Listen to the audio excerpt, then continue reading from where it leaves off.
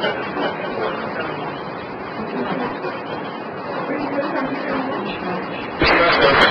right, it's Monday, November 26th. South Bend Common Council is now in session. The invocation by Father Dave Porterfield.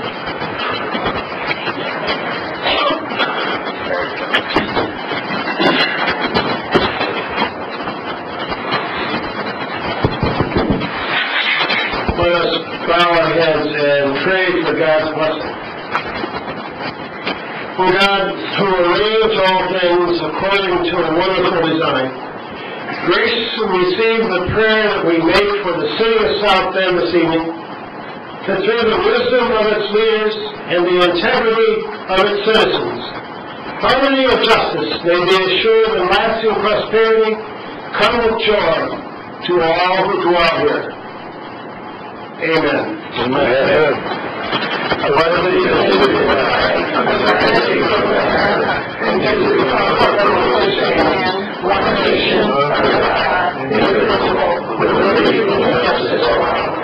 Thank you. Clerk Vorty, read the roll. Mr. Scott.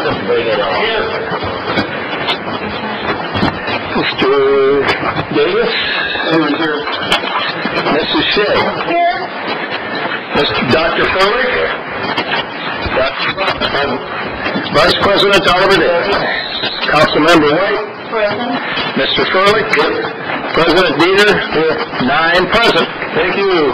May I have a report on the subcommittee on minutes?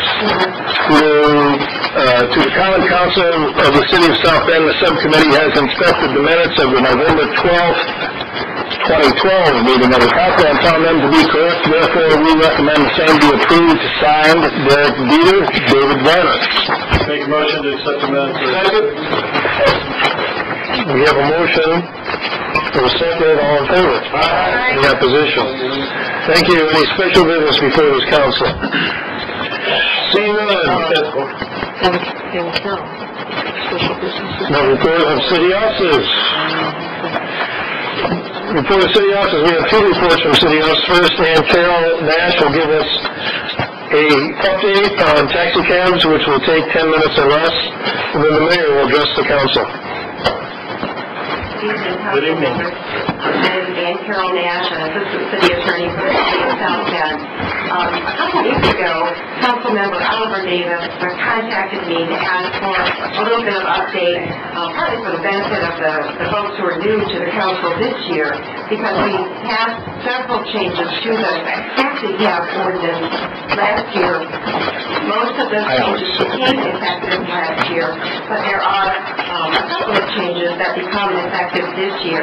And I think some people contacted Councilmember Davis concerned that some additional measures might be in place next year.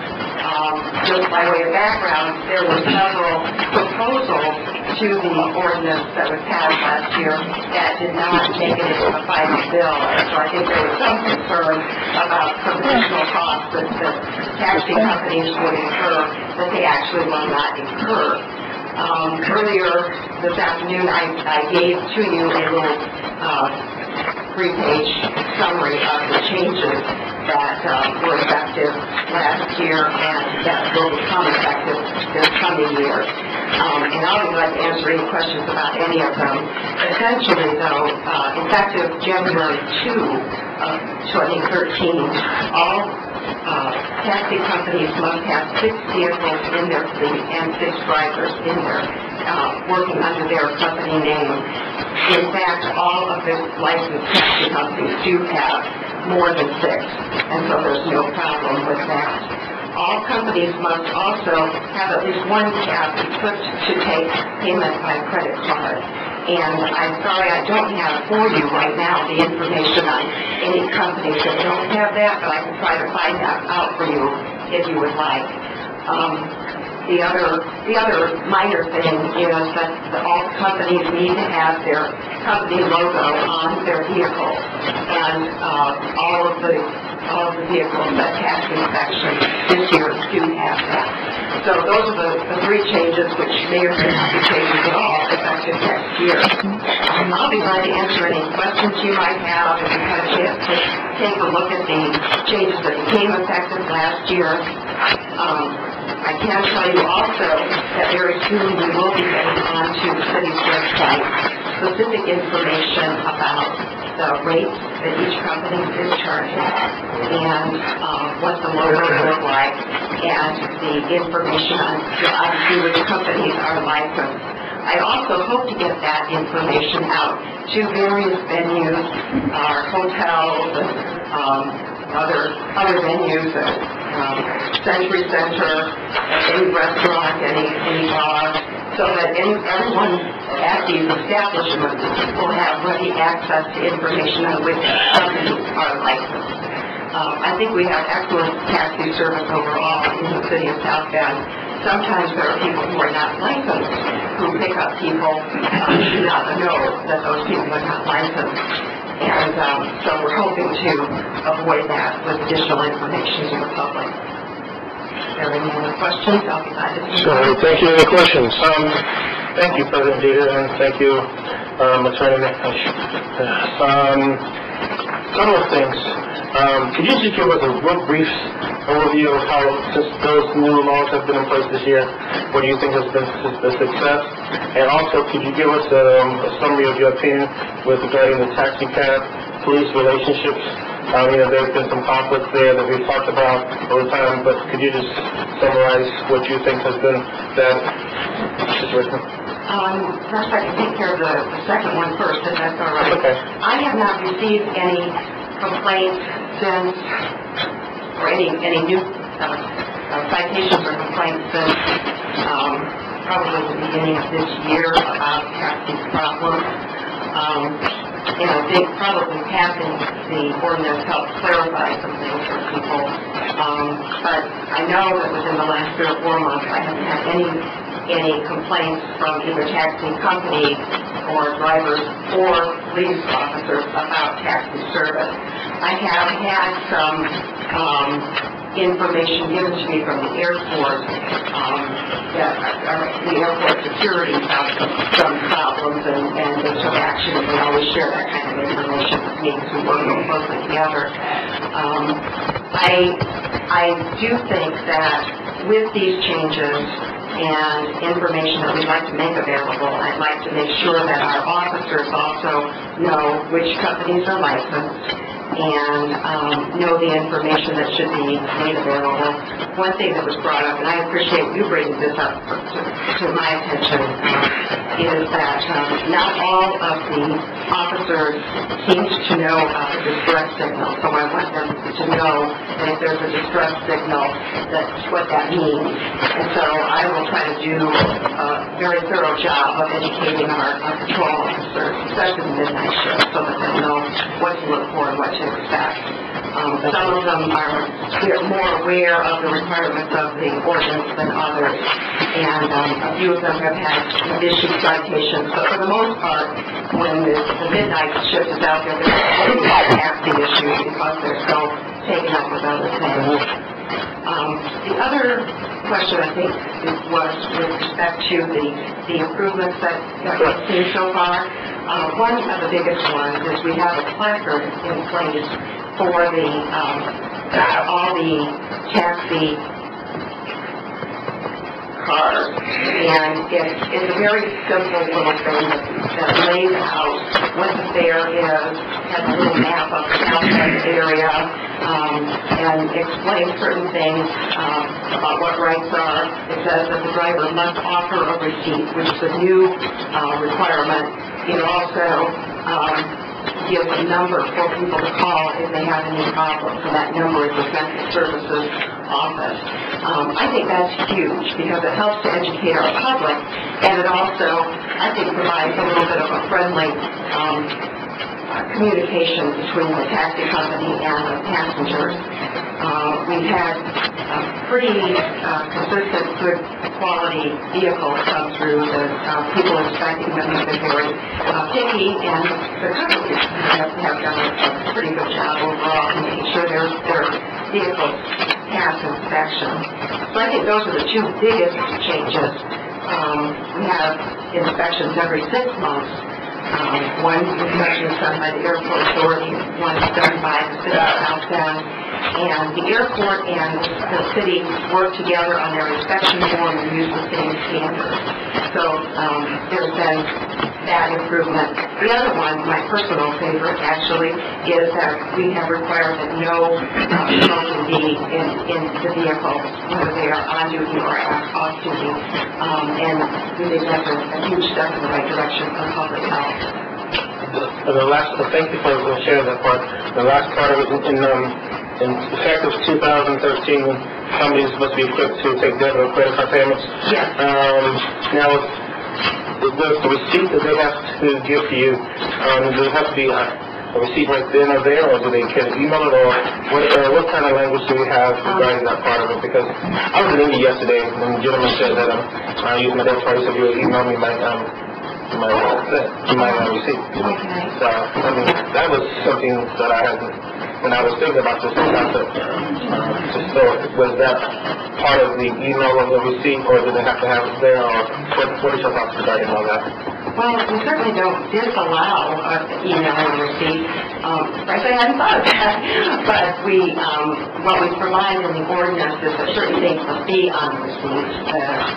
Company name and driver and the amount of the fare, and all else. But the biggest change is that the receipt has to be offered to the passenger. The passenger may or may not want one, but what we had in the past was passengers thinking that they may have been overcharged, and sometimes they might have been, sometimes maybe not. But when they were trying to remember what all happened and what car they took and that kind of thing, of course they hadn't thought to ask for a receipt. And so we wanted to make the affirmative duty of the cab driver to offer the receipt. And I would suggest, I guess, being able to hand it to them right then. But, I don't imagine there's anything really wrong with it. Yeah, 1 minute left. I'm good. Okay. All right, I want to thank you. Thank you very much. Mayor.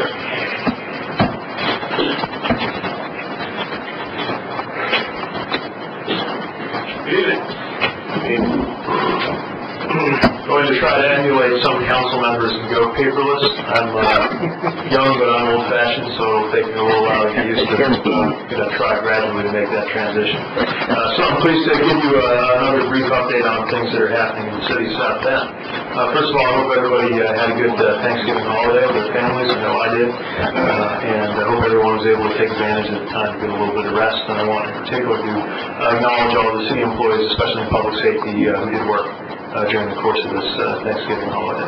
Also, would be remiss if I did not mention the major local achievement that everybody is talking about, for which we in the city government can take no credit, and that's the #1 Notre Dame football team that we have.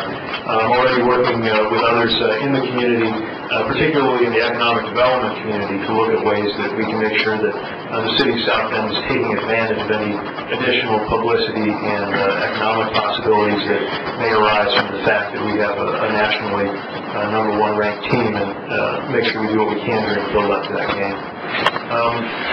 Also, last week, just a housekeeping reminder, we finished that open enrollment period for employee benefits and health care. Every city employee had to go in and register their preferences, even if they weren't making a change. It was a lot of work, but it was a success, and I really appreciate Mark Neal and the Department of Admin and Finance having just come off the budget period, turning right around and getting that open enrollment process taken care of. This week coming up on Wednesday, we have the last Mayor's Night Out of the year.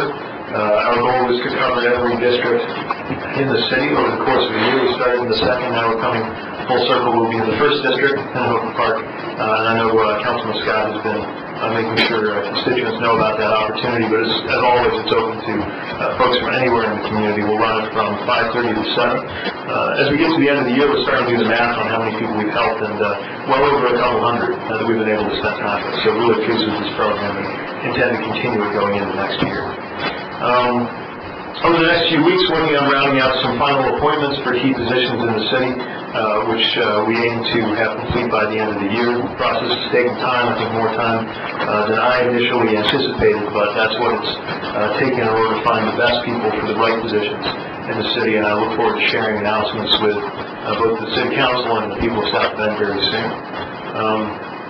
Speaking of positions, I should also remind the council that the administration will be approaching you soon regarding tweaks we would like to make in the structure of the mayor's office. This is something that was contemplated in the budget process and that we will, in a matter of weeks, be bringing to you. The main idea, again, is to make sure that we are set up in the best possible way to address community relations and constituent concerns for all of the different segments and elements of our diverse community, and look forward to getting some feedback from the council on that vision and structure once we have a chance to share more of it with you. I want to let you know about a move that is in the works within the building. The Department of Community Investment and the Department of Law are switching office spaces here in the county city building.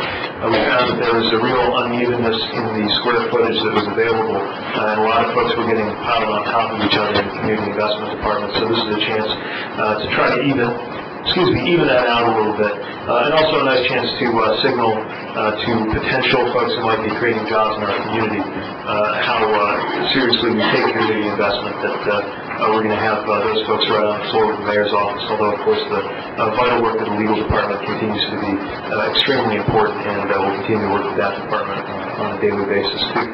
Also pleased that today is the day that the administration has put in for the first reading the ordinance that will make Martin Luther King Jr. Day a designated city holiday. And I very much hope that the council is going to support this opportunity to honor a great American, something that many other communities and the federal government do every year.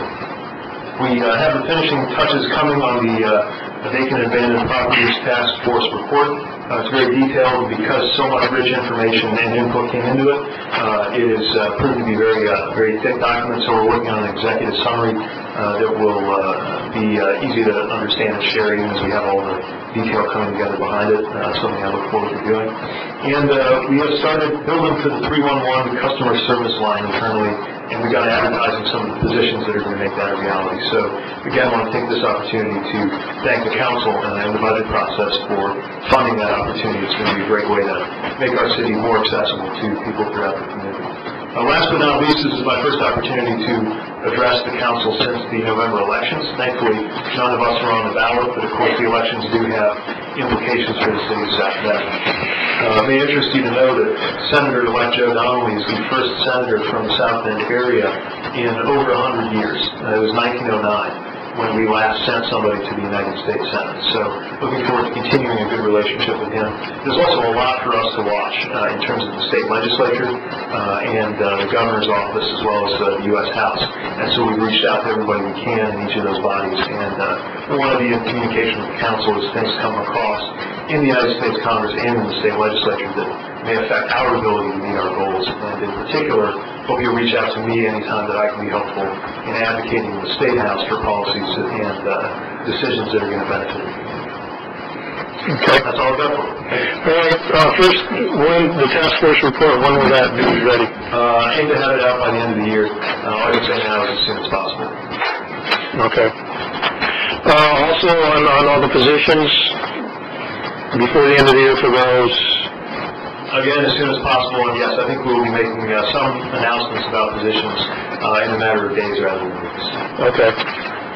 I'll get back to that. And I don't know if you had time, because it was late, and I talked to Chief of Staff Schmull on the regarding the police stuff. There's some other questions that I had as a council thing, so if we can get that maybe by Friday, that would be Okay, yeah, we have some correspondence, I had some with Councilmember Oliver Davis, his capacity as vice president. We are in the process, of course, of the police chief search. I know council members have been contacted both by the firm that's helping us out, as well as contacted the town hall meeting. If there's any further input the council members want to have before I make my decision, I would encourage you to get that to me in writing as quickly as possible. Okay. Any other questions? It's just, I wasn't going to ask until you said firm. Firm contacted who? I have not been contacted by any firm or any person about the police chief search. So I'd be interested in who they called and why were those council members were chosen. I encourage the firm to ask for input from council members. I know there were conversations with Councilperson White and I believe Councilmember Dieter as well. So, given the fact that a lot of the perceived crime that's been happening in the city of South Bend has been a lot more in the second district than in any other area, the voice of the people for that area wasn't even considered or talked about. Once again, I would urge you to offer up any input that you have as soon as possible, preferably in writing. Mayor, that's not what I'm asking you, and you brought it up. I didn't bring it up. I had no clue. But I'm really interested in finding out if this is going to work for the total. The total should have been considered. I'm not having an issue with the opinion of Councilman Dieter or Councilwoman White. That's not what I'm talking about. But if they're going to talk about how this works for the total, as we all been affected by what has been going on with the South Bend Police Department, pay scandal, etc. I think that all voices here should be considered, given the fact all voices here make up the totality. I certainly agree, and all voices here have been encouraged to share their views with me. To date, to my recollection, I've received no letters and no emails from you, Councilman, but I certainly would welcome them before I make a decision. So that's it? That's how you feel about it? Good. I'd love to hear your thoughts on what would make for a successful. What I'm getting at is that the consultant was asked and given the chance to come into the council chamber, and I was really open to the fact that we were going to have a conversation about it, but I did understand that it's an appointment by the mayor's office, and I've reiterated that probably more than 3 or 4 different times, so I'm clear on that. But I'm just really stuck at the point of, we're opening the process up to everybody, but everybody's not included. Everybody's still included. All they got to do is reach out to me. Mayor, at the end of the day, it's not a battle between you and I or anyone else. I'm just concerned that you have over 100,000 residents, 20+ thousand live in the second district. Given the fact that I've been elected ×2 for that district, to speak for that district, and 20+ thousand people's voices are not being heard based upon your consultant whom you've went and found and they're working for the betterment of the city of South Bend. That's my point. And whether I want to type an email or write a letter, etc., to express my concerns, I think if one is reached out to, all 9 should be reached out to. And that's just my comment. Thank you. Okay. Before we get done, they haven't contacted me. So, I'm sorry, I thought you may have had a conversation with somebody from the consulting. No. Is that not accurate? No, a long time ago, but if they contacted me on Thursday, no, that hasn't happened. You never spoke with the search consultant? When they first came to town. Okay, well, that must be what I had. Okay. I would like to clarify for the record, too, I was contacted by the consultant leading up to the first town hall meeting, and that was the scope and the depth of my conversation in regards to the town hall meeting. I have since not had any contact with anyone from the firm, so I don't want it to be viewed by my fellow council members that I've been in close conversation with the consultants. That has not been the case. Correct. Mr. I will give you an email a little later, but in our last MACOG meeting, there are different issues going on with US 31 that they would like for us to have, and including to our president here too, different support letters, because there's a part of US 31 that's being held up. Okay. So they had asked us in our last MACOG meeting, I think you had just...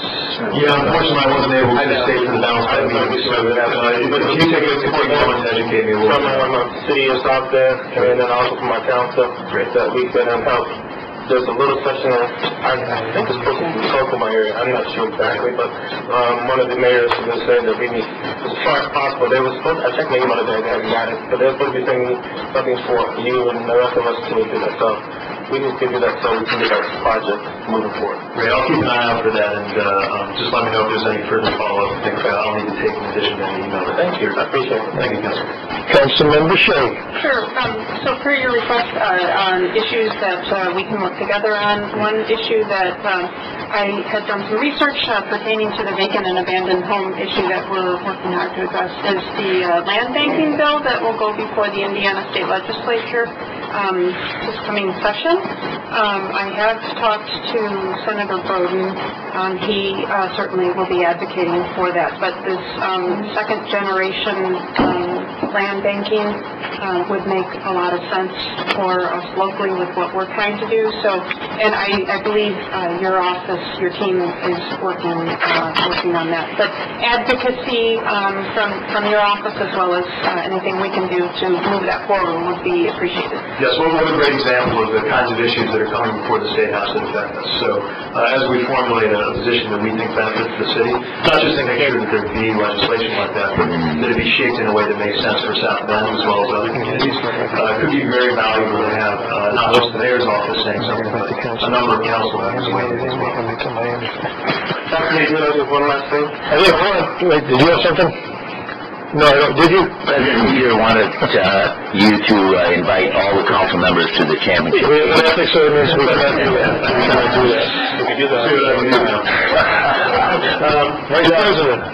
Yes, Chancellor announced again that they want to make sure that all the constituents that call your office and even the council, for those who are wanting to have bus shelters, bus stops at different places, there's a cutoff date coming up very soon. And if you would like to have any of your administration or people submit any recommendations where they see bus stops should be, any of the council, please forward that to your council. You have some mayor representatives already, so just let them know. Great point, we'll be sure to get that out. I worry maybe that we still have some work to do in making sure that transport riders are aware that that switch is coming, that at a certain point they'll need to use an actual stop instead of the flag system, so I appreciate that reminder. Councilmember White. Yeah, I have two things.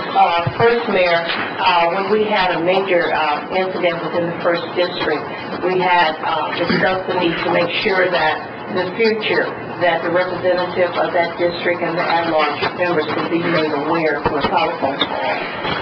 And I want to make sure that we don't drop that ball.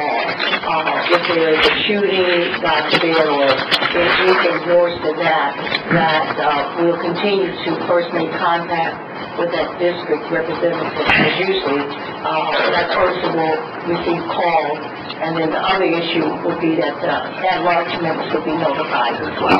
Thanks for that reminder. I know there was an incident recently where we successfully notified the district representative that we failed to do the same with the at-large members. I'll try to remember that next time. And then the other issue, I will be emailing you along with others as we look forward to 2013. I talked with Scott Ford as well, the need to begin to address the corridors and to come up with a plan by which we can begin to look at our main corridors, but also to look at those districts that will need some additional support. And so I'll be emailing you with some ideas, and of course, I'll be sharing that with the council members at large, as well as the district representatives. A number of council members have expressed the need to do so. I do believe that a resolution was passed in the spring to begin to look at Lincoln Way corridor, but I think we also need to look at Okay, so again, I don't want us to lose sight of that, and so that you will be getting an email to begin to see how can we work with the different funding sources that we have to really come up with a plan that will address not only the corridors, but certain sections within our community as well. Councilmember Davis. I want to not belabor a point, but I want to find out how this is working for us. I'm hearing a lot of the same questions that were asked in January being asked now, and there has obviously been no clear answer or solution given to the questions have been asked.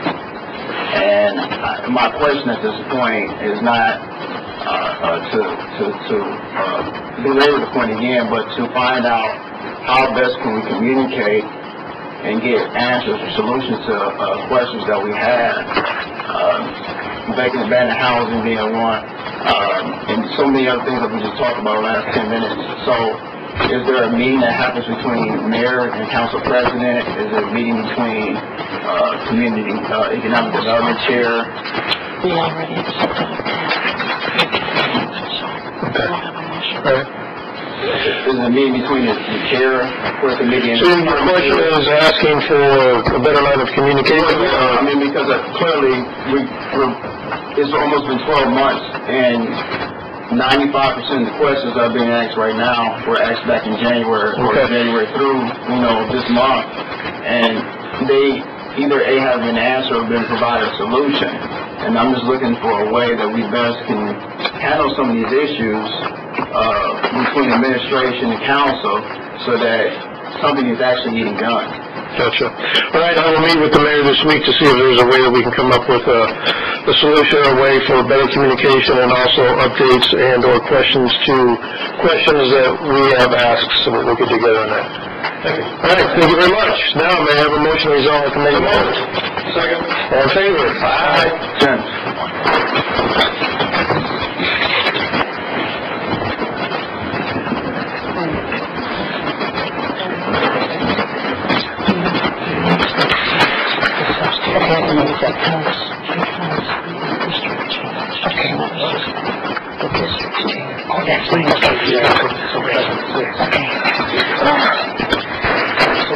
The Committee of the Whole is now in session. This is the portion of the council meeting where bills are given a second reading or public hearing. At this time, I would like to ask our council attorney to go over some of the processes and procedures that we will be following during this portion of the Committee of the Whole. Thank you, Councilmember White. This is the portion where any member of the public has the opportunity to have their voices heard. City Clerk John Bordy will read each of the ordinances by title only. Councilmember White will then ask for anyone who wishes to speak in favor of the bill to come to the podium, and if you would give your name and address for the record, you then have 5 minutes max to speak on that issue.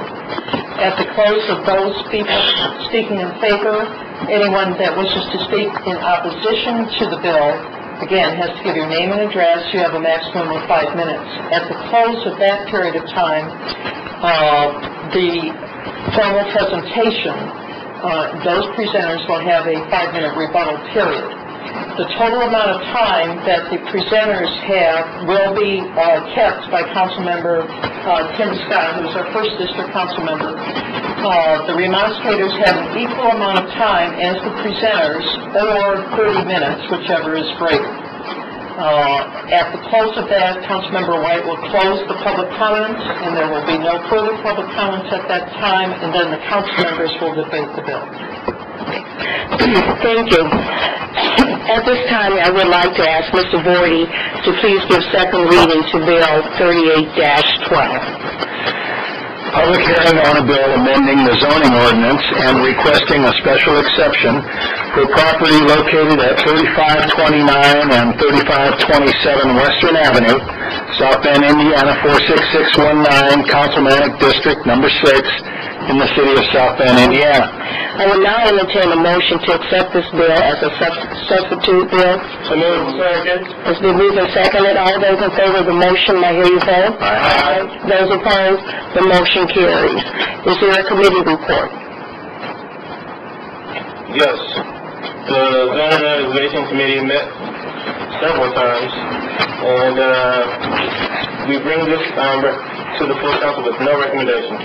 Thank you. Is there a report from Area Plan? Good evening, Kristen Nader with the Area Plan Commission. Office is on the 11th floor. Unfortunately, we're having some technical difficulty with the projector, so there will not be a PowerPoint to accompany my report tonight.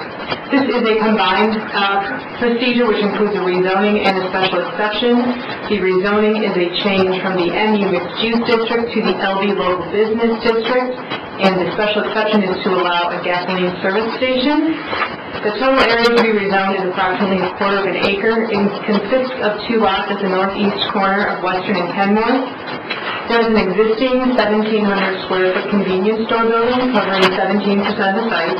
Gasoline pumps are proposed to the east of the existing building, and 9 parking spaces are proposed to the north, with paving covering 73% of the site. To the north, across the alley, are single-family homes in a church zoned SF2 single-family and two-family district. To the east is a vacant house with a business front zoned MU mixed-use district and a body shop zoned LB local business district. To the south, across Western Avenue, is a parking lot zoned LB local business district. To the southwest is a vacant commercial business zoned MU mixed-use district. And to the west, across Kenmore, is a convenience store zoned LB local business district. Prior to the public hearing, we received 1 letter in opposition from neighbors, and at the public hearing on September 18th, 3 people spoke in opposition. This comes to you from the Area Plan Commission with a favorable recommendation on both the rezoning and the special exception. Western Avenue is a major east-west traffic corridor and with a wide variety of well-established business and commercial uses in the immediate vicinity.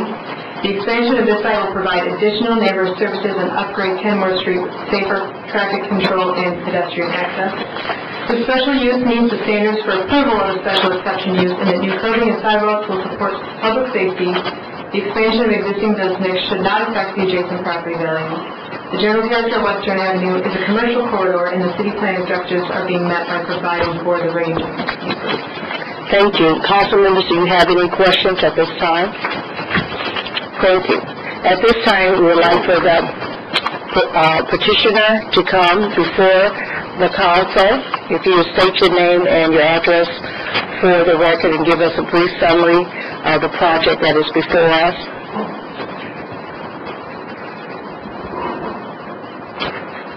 Thank you, Ms. White.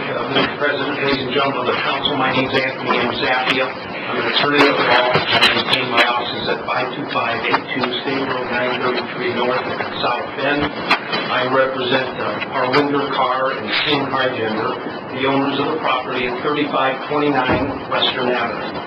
They are also the contingent purchaser of the property located at 3527 Western Avenue, which is directly east of their existing property.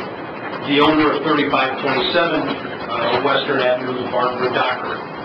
The property at 3527 does have a vacant house and a garage, which is part of our proposal would be torn down, and we would further propose to add a canopy and gas pumps that is directly east of our property. The total area of the 2 lots is approximately a quarter of an acre. There is an existing 733 square foot brick building which houses our convenience store operation. As I previously mentioned, the gasoline pumps and 9 parking spaces are proposed where the garage and house will be torn down. You may know that the property is located on the northeast corner of Kenmore and Western Avenue. As a result of what I've represented to you, we are seeking a modification from MU zoning mixed use to LB local business zoning, with a special exception for the gasoline pumps. Legally, we are permitted to continue to operate the business as we are doing right now. A review of the area, and I've driven the area on 3 separate occasions, the last which was last Saturday. To the east is the vacant house with the business zone MU mixed use, and to the east of that is the boarded up building that I previously mentioned. To the south, across Western Avenue, is a parking lot zoned LB local business. To the southwest is a vacant commercial business zoned mixed use, and it should also be noted that that is boarded up. To the west is a convenience store. In land acquisition and construction costs, we anticipate expending between $500,000 and $600,000. One of my clients has been involved in this business since approximately 2007. He worked at it for about 3 years. In 2010, He made arrangements to purchase the business and has operated that business since 2010. So what we have, ladies and gentlemen of council, is a local person that's operated this business. I think it's unquestionable from the reports that the business has made great strides as far as cleaning up the business, and he wants to invest to further enhance that business. We anticipate 2 full-time employees and one part-time employee if we are successful this evening before the council. Some of the improvements that we propose is we would demolish the house and garage to the east, as I mentioned. We would demolish the existing garage on our property, which is directly to the north. There would be a canopy, there would be gas pumps. We would paint the inside and outside of the facility. There would be new walk-in coolers and new freezer. I think one of the benefits of this project, at no cost to the taxpayers, on the west side of the building where our parking is, and it's kind of a discombobulated operation from a parking standpoint. But we would add new curbing, we would add a new grass parkway with trees and a sidewalk. Again, that is at our expense, and I got the impression at some time the neighbors may have felt that is something that the city is paying for. Of course, we know that not to be true. Mr. Danch is going to talk about the commitments that we are willing to make, that we discussed in the pre-meeting, that were enumerated in a letter dated November 20th. We believe that the expansion of this site will provide additional neighborhood services and upgrade Kenmore. The special exception for the record, or special use, meets the standards for approval of special use exceptions, in that the new curbing and sidewalks will support the public safety. The expansion of an existing business should not affect adjacent property owners. The general character of Western Avenue is a commercial corridor with mixed use of business and commercial uses. On September 18th, we did appear before the Area Plan Commission at a public hearing, and that body unanimously approved our request for rezoning, unanimously approved our request for the special exception, and also unanimously approved all of the variances that we were seeking this evening. I would further indicate to you that as part of this process, the area plan staff did have certain recommendations as it relates to those variances. I think they were very stringent, and my client stepped up to the plate. And met each of those requirements. So we have the area plan staff recommending approval. We went to public hearing unanimously. The area plan commission recommends approval before this body. Of course, the council here this evening is the ultimate authority. I know it's popular to have petitions. We have petitions signed by 195 people. We would accumulate these in a period of about 3 or 4 days. These are just people that walked into the business that were presented a petition, and they in fact signed them. Ms. White, with your permission, I'll give this to our city clerk.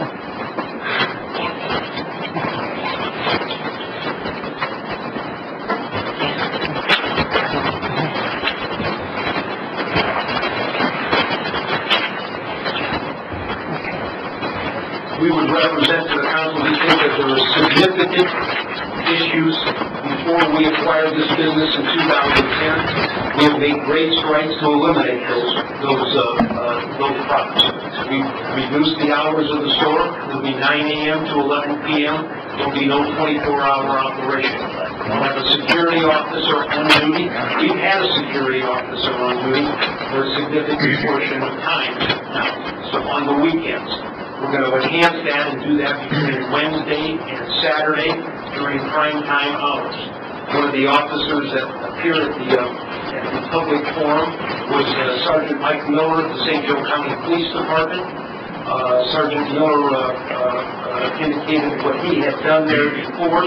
He's involved in the business. He's a former West Sider. He takes pride in that, and he would be one of the security officers that is visible. We find that since he has been there, the problems have been significantly diminished. There's been a lot of talk about crime around our store. Sergeant Miller went to the South Bend Police Department. We have the record since 2010, okay, of the crime, and I'm going to give these to Clerk Bordy and ask if he would give each one a copy of that. I anticipated that Sergeant Miller would be with us this evening. He's on his way back from what I understand from Lake County, so he's asked me to make certain representations to you that he wouldn't make. Number one, you look at these records, there's no evidence of any drug deals, there's no robberies, there's no assaults, there's no murder. What you see there, though, is calls from our phone indicating that there is a theft involved in somebody stealing something from us. The police are so we think that we've made great strides in the area of improving what we're trying to do there. Mr. Danch is here with me this evening. He's going to make the presentation. He's going to talk about some of the commitments that we'd like to do. He's going to talk about the variances to the council. He's going to talk about the neighbors within a 300-foot radius of our particular property that are in favor of the project. Thank you. Peter's sending it down the line, I guess.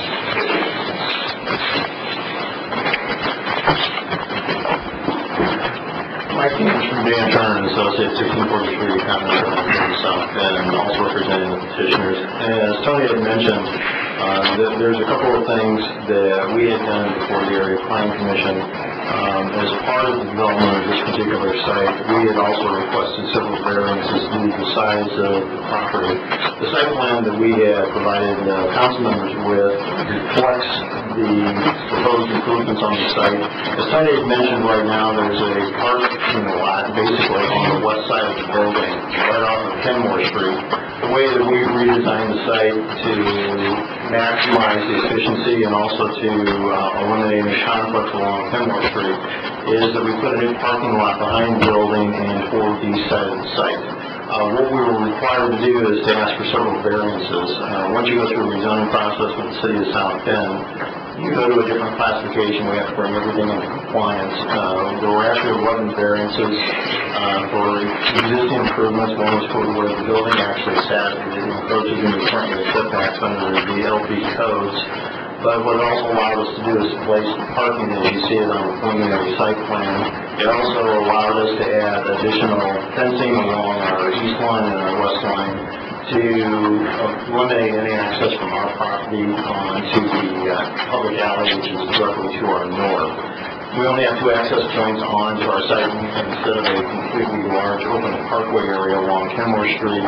So there's one access off of Western Avenue. There is also an access off of Kenmore Street. The proposed two gas pumps that Tony had mentioned with the canopy would be directly east of the building for the front portion of Western Avenue. Besides the landscaping that we'd be doing, we'd be adding additional screening along Kenmore Street and also some additional shrubbery along Western Avenue with new overstory trees on Kenmore. There would also be a new trash dumpster with screening that would go in. And also, along with the site plan, we would be doing lighting. There was concern with the neighbors in this particular area that this is a dimly lit area. I think there's only one street light. I believe the neighborhood meeting, several of the residents mentioned that the lights are not working and they haven't been fixed in a long time. So, based on our site plan, we'd also be adding lighting. We shield it in the parking area and also in the provide lighting in there presently, which would also eliminate any concerns for safety. And what we also given the council was a letter from the site who is a co-owner of this particular property with the commitments that we would agree to for this particular site. What we had talked about, what Tony had mentioned, is additional security with the police officer. We'd also be doing additional security with cameras on the site that would be available to the South Bend Police Department as well for their regular review. Zero tolerance for loitering on the property, which we've also been attempting to do. No liquor sales. at all on this piece of property. Tony mentioned we have 2 full-time personnel and also a part-time employee. Store hours will be limited to 9 a.m. to 11 p.m. on Monday through Sunday. Those will be the written commitments that we do. Also, the owner is going to do a new name for the facility as well to show the change in ownership for that. What Tony had mentioned is that the owners had gone through the neighborhood. We do have a map which I'll hand to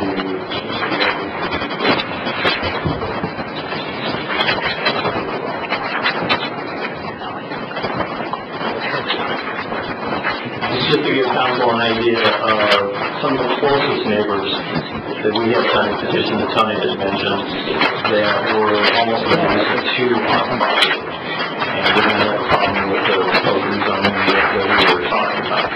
So the council would approve this rezoning. Those written commitments would become part of the record for what we were doing. To me, it's enforceable by 3 different bodies, Area Plan Commission. They will also be enforceable by this council and also the city of South Bend, either through the administration or through the building department. What I attempted to do this evening prior to this meeting is I had a conversation with Mr. Wendell Johnson to ask him also whether he talked to some of the residents about our commitments, whether that would help alleviate some of their concerns for this proposed rezoning with the special exception.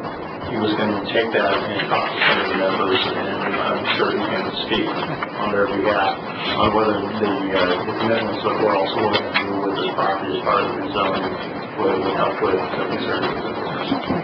Thank you. Questions for me? Prior to going to the public hearing portion, I will now ask council members if you have any questions of the petitioners. I'm going to start from the 1st district and work myself all the way down. Councilmember Scott? I'd like to defer at this time. Okay, thank you. Councilmember Henry Davis? No question. Councilmember Shea? No, thank you. Councilman Fuller? No question.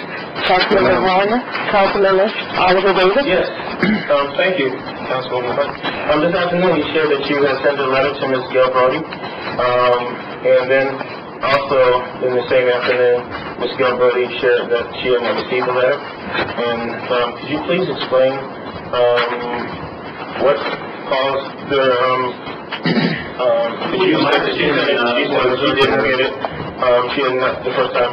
We apologize for that. My understanding was when I had talked to council this afternoon that she had received that letter.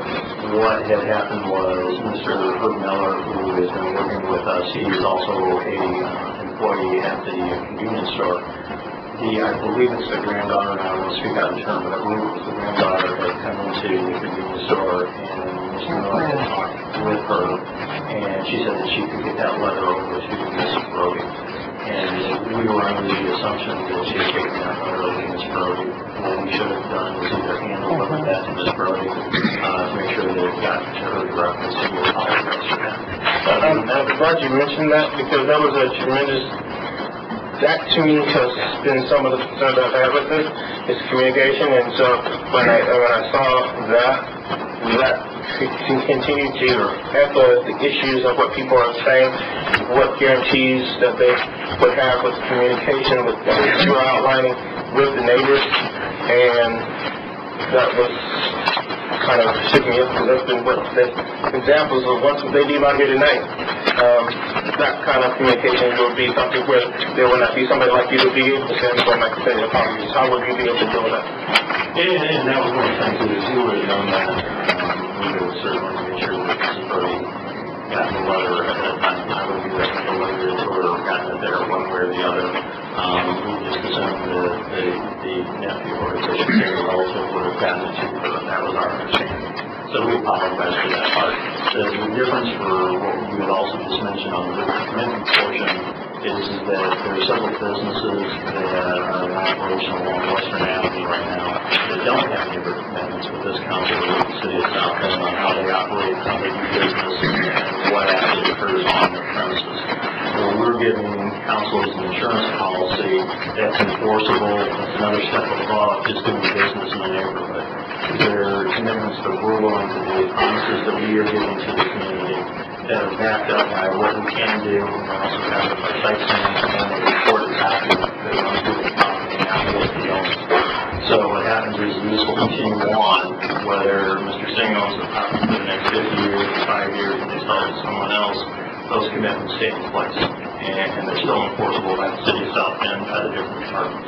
So that's the difference between what's being done this evening and what has occurred on Western Avenue previously for some of the developments that are there that are just recently, they're just commercial operations. And they will not require to go through this particular process. Thank you. Councilmember Farley? Councilmember? Thank you. First, on your petition on page 4, there's one person who signed 7 different names with 3 different addresses.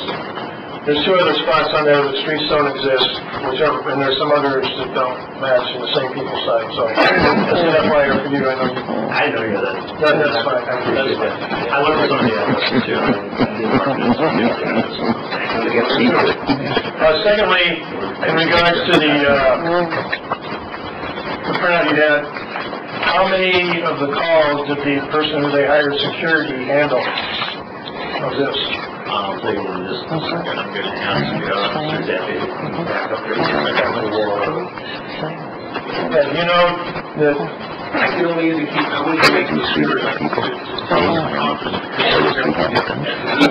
He tells me that he has had himself very, very well. When people come in, he brings a lot of the people that stays on the west side. He says he's had very, very few problems. I'm just trying to formulate if he's working there and the South Bend police are still called. Is he effective? That's the big thing, but he's not here, so he can't answer He's that. in uniform, so hopefully we can keep him. Don't comment this time, Mr. Zappia. And also, the other thing that, again, it's not your fault that he didn't run. When you run calls for service, you put a specific address like 3529, it's not your fault or whatever, that comes up. If you put 3500 block of Western, you'll get 10 times as many, and you'd have to go back and check. So, again, this is good, but it just tells me, and I don't know what hours he works there, but to show the effectiveness of an off-duty policeman, if he's in uniform, whatever, that needs to be taken into consideration. He's there primarily on, he's there all the time, every night. Okay. 10 to 6 a.m.? I think it's, I don't know about 6 a.m. Weekends, he's there, early evening until he closes up. Okay, thank you. Okay, we're going to Other questions at this time? Thank you. I know that Councilman Scott has a question now. You know, being first, sometimes you don't get your... I know. So see all your thoughts together. Police data that I've seen in the past, my experience is a little suspect. Okay? But I'll take it for what this is worth. So, 1 call to the cops a month is basically what this average is. Is that good business? And I kind of concur with President Peter on what does it look like around there. But you have security there and there's still 1 call per month. Sometimes it depends upon the nature of the call. Somebody's got to give you a couple calls for emergency service. There's a couple calls for a theft from our place. Somebody comes in and uses our phone to place a call. So some of that is really completely out of our control as to any wrongdoing that we can find. So, I would say that if you have one call, This one has more than others. So we'll ask that to the residents. It's just, I guess I'm concerned that, explain again how the letter could not get to Mrs. Brody. I mean, this is really important. And probably the most important part of your case is getting that letter to her and her agreement. And that just kind of fell down? Yes. What happened was that we told you the honest way that Mr. Miller had given it to the building. She was going to go out and assume she was going to she said that she would give it that way to Mrs. Brody. I appreciate that too. I mean, if you would have known that part of it, I would take care of it. I would handle it. If that was the case. I think also at the meeting, that we had with them, several of the items that in that letter, we had also discussed during that neighborhood meeting. I think what the letter did was kind of give that format. I think we still explained that the neighborhood meeting, everything that we were willing to do. I think that this is just another added part of it, that we're going to get part of the commitment for what we're going to get during another insurance policy about this particular development, which I think is important, which other people are not doing, because it's part of their development out there. Okay. The only other thing is, I know you didn't have a chance to attend that meeting, a lot of the other council people did, but as a result of that meeting, there was an exchange of ideas. And that letter, the letter was generated by my client based upon the concerns that their neighbors showed that evening. He was willing to say, hey, I'm listening to the neighbors. Here's the things that you have a concern about. I'm going to reduce them to writing, and I'm going to make some changes. We apologize that the letter didn't get there. It should have got there. I think the important thing here is the willingness of the owner to work with the neighbors, to listen to their concerns, and then reduce their concerns to writing in the form of commitments. I agree, and I just want to tell everybody, I was out of town, or I would have been there, so for the residents and everybody, you know. I think that was a very important part of it, and it's the open wide receiver, when you guys, you missed the most important thing to get the touchdown. I think the most important thing, and all due respect to you, Councilman, is that we reduce the writing, the concerns of the neighbors in the form of a commitment. We apologize that they didn't get there the way they should. Okay, we thank you for your presentation. We'll now move to the public hearing portion. We will first ask those individuals who are present who wish to speak in support of Substitute Bill 38-12. You come to the podium at this time if you are in support of the substitute bill. We do ask that you come to the podium, you state your name and your address for the record, and we do ask that you keep your comments to the project that is before us. So please come to the podium at this time. 6 minutes. I'll give you a 1-minute notice when your time is up. May have to give you a minute. You may want to conclude the mic down. Okay, thank you. Before the end. Okay. I just want to say... Would you state your name and address, please? My name is Jenna Hall. I live at 1400 block of Washington Street here in South Bend. My grandson got shot there at the store 9 years ago. And that's when other owners had it. And a lot of people standing outside, and you couldn't even get out the store and one thing to another. When the new owners took over, I addressed the problems that I saw, and that what made me not want to come there anymore. And he got right on it, you know, very listening, you know, very concerned about what concerned us, okay? And he really has done a great job. He didn't ask me to be here tonight. I just heard from somebody else and decided to come in. I went to my nursing home. So he didn't even know I was going to show up tonight. He didn't even talk to me about it. But it concerned me because he's the type of person, there are type of people that care, they really do care. And I was an entrepreneur before. At one time, my health been bad, so I couldn't, you know, keep it going. But he is the type of person that really is concerned about the people, you know, and really give a person a second chance in cleaning up the area. I go there quite often to get my pops and whatever else, my chips, my grandson, we live upside town, but they still like to go there. The people standing outside, I had a big issue about that. He has really worked hard on that. You just couldn't get out your car. You know, he was out there begging for money and begging for this and worrying half to death. He has really, truly have worked really hard on cleaning up that area. And I just hope everyone takes everything into consideration. I don't believe I know him, but then I don't know him. But I'll tell you one thing, if anything you need, anything happens, they're there for you, okay? And when I had cancer, they was there for me, and they didn't even know him. And it means a lot. I'm sorry, I get very emotional. You know what I mean? And there's people that I've known for my whole life that walked away. And I didn't even know them, and they asked me, they said, what is your problem? And they were there to help. So there are caring people, and it isn't all about the money, okay, because I didn't have any money. It wasn't about the money. It was like, what can I do for you? And I just want to address everyone on that. If you have any questions, I'm sorry. If you have any questions, you can ask me anything, and I'm willing to answer. I hope you all will take consideration on giving them a chance to prove themselves as being the people who I know they are. Okay, thank you so much for your comments. We appreciate it. Thank you for sharing. Thank you. Anyone else wishing to speak in support of this bill, we do ask that you come to the podium. Hello, Council. My name is Sharon Reynolds, and I'm at 4409 South Lane. And I'm speaking about Munch Mark because it's a nice place, like she said. I enjoy coming there.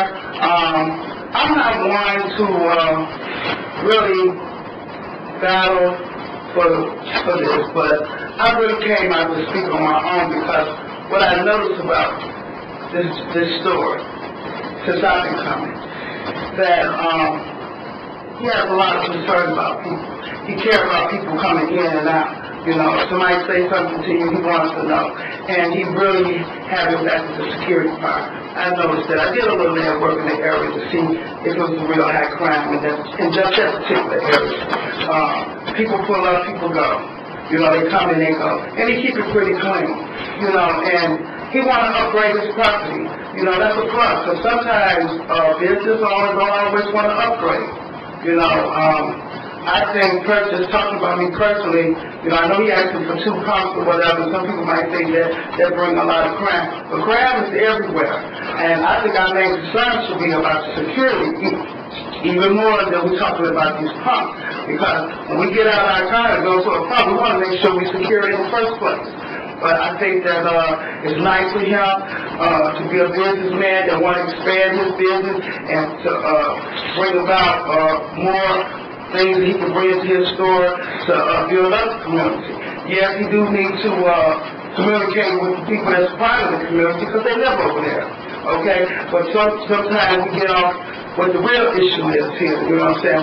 We try to throw way somewhere else and say, you know, oh, we put this on. This man only had this property 2 years, so he's not accountable for what happened 10 years ago. Right now, we can hold him accountable for what he's trying to do now. You know, he's trying to bring this in here to upgrade his property and try to upgrade the community. Yes, he needs to work with the community a little. Sorry that some of their stuff got sidetracked, but just speaking as a person and a resident and a customer in there, he has things in there that you want to buy. But sometimes we can't get to Walmart to get a pair of pants. He sells things that we want to buy that's legal. That, you know what I'm saying? So I think that's a plus. Because a lot of times we don't have transportation. And transport's plus when you're trying to go somewhere. Because you got to wait so long. So if you got something that I don't want to buy and I can grab me some socks or grab what I want to get there, then I can do that. You know, so I really would like to see him upgrade that area. Thank you for your comments. All those wishing to speak in support, I do ask that you come to the podium. Anyone present wishing to speak in support of this particular project. If you come up in line behind this young lady right here, please. Hello, my name is Patricia Lester, and I live at 2200 Blanco Wellington all my life. And I agree that they should be able to upgrade. I used to didn't like for my mom to go up there, period, before the people who got it now own it. Now I don't mind her going up there because I feel safer that she go up there because at first it was just a problem. People standing out there, it just wasn't safe for an elder to go, and I feel more safer since they got it. And I think they should be able to upgrade. And I did not get a chance to sign a petition, and I would like to. And that's all. So thank you so much for your comments.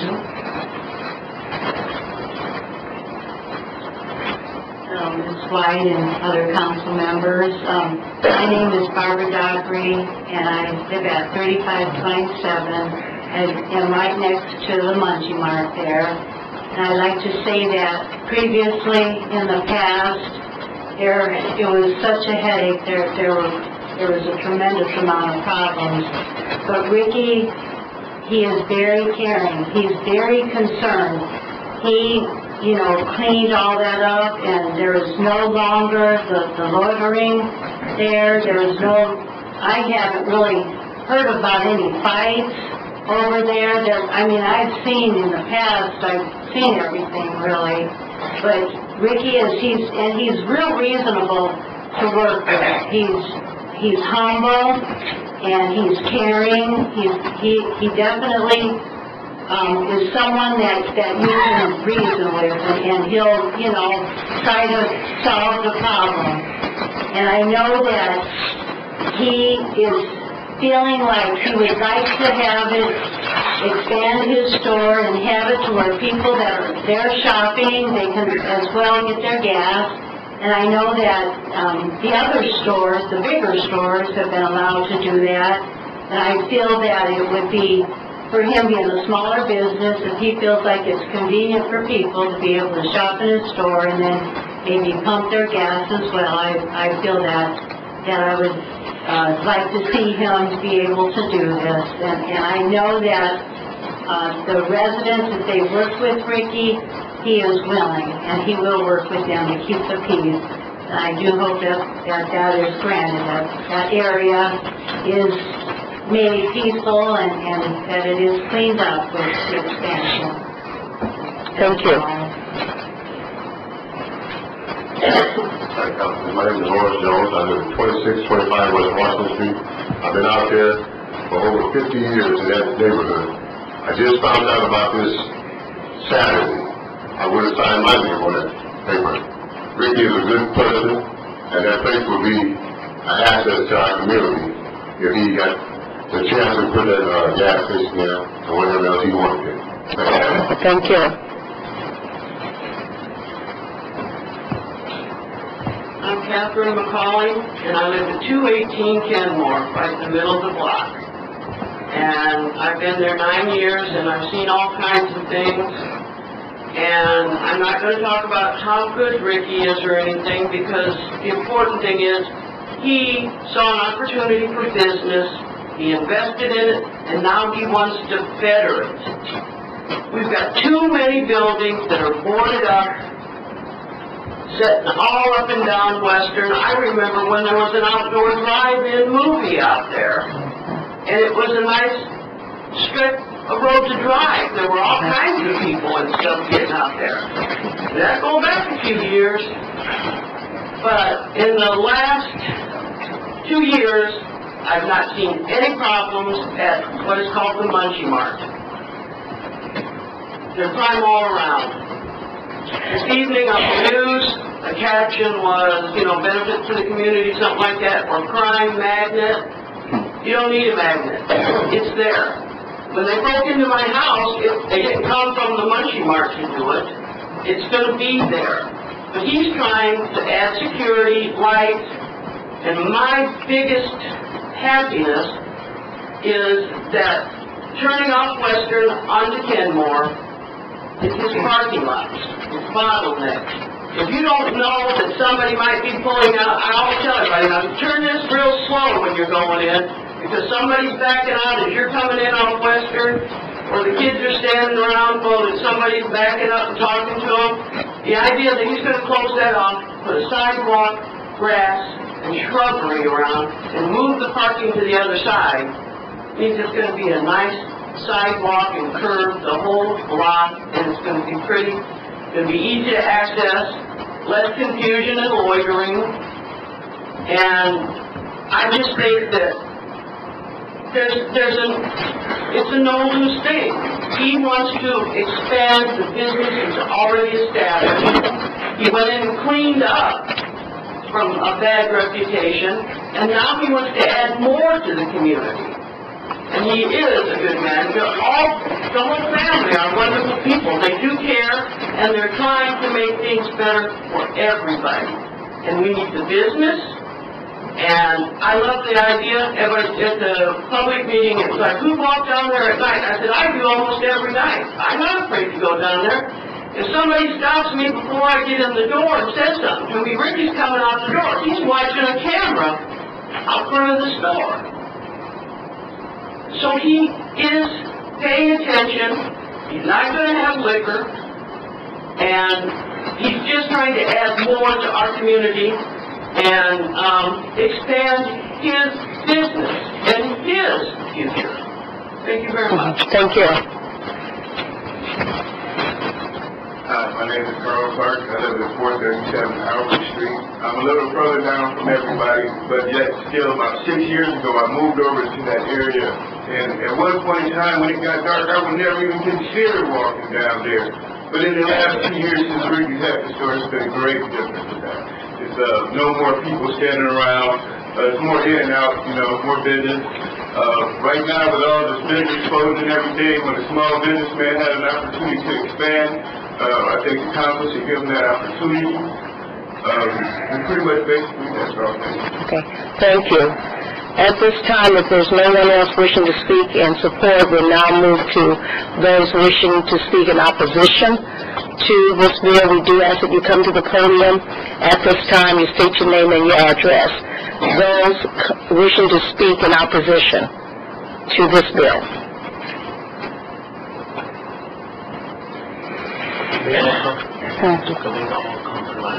I did ask them.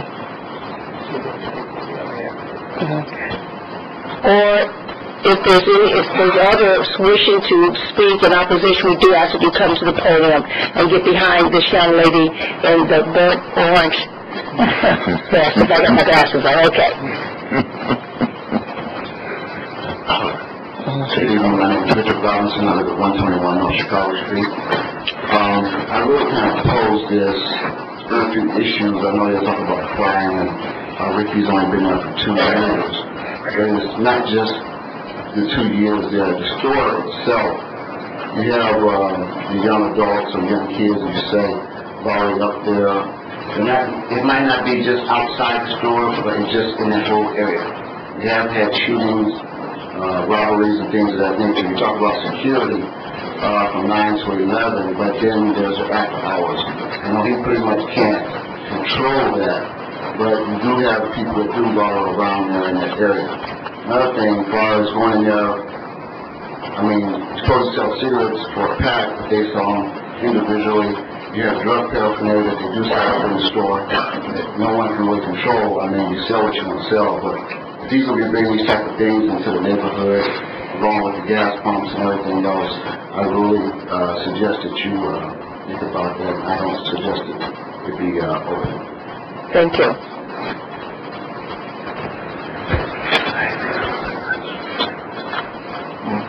Good evening, everyone, council. I am Billy Kennedy. I live at 206 North Illinois Street, and I am a servant of the community. I take this entire meeting and everyone present, God bless you, and I really want to just make it clear the severity of and the importance of this entire situation and situations to come, because overall I believe that South Bend and the main corridor of Western Avenue will become a tremendous area someday with the hard work of every one of us in this room and continuing.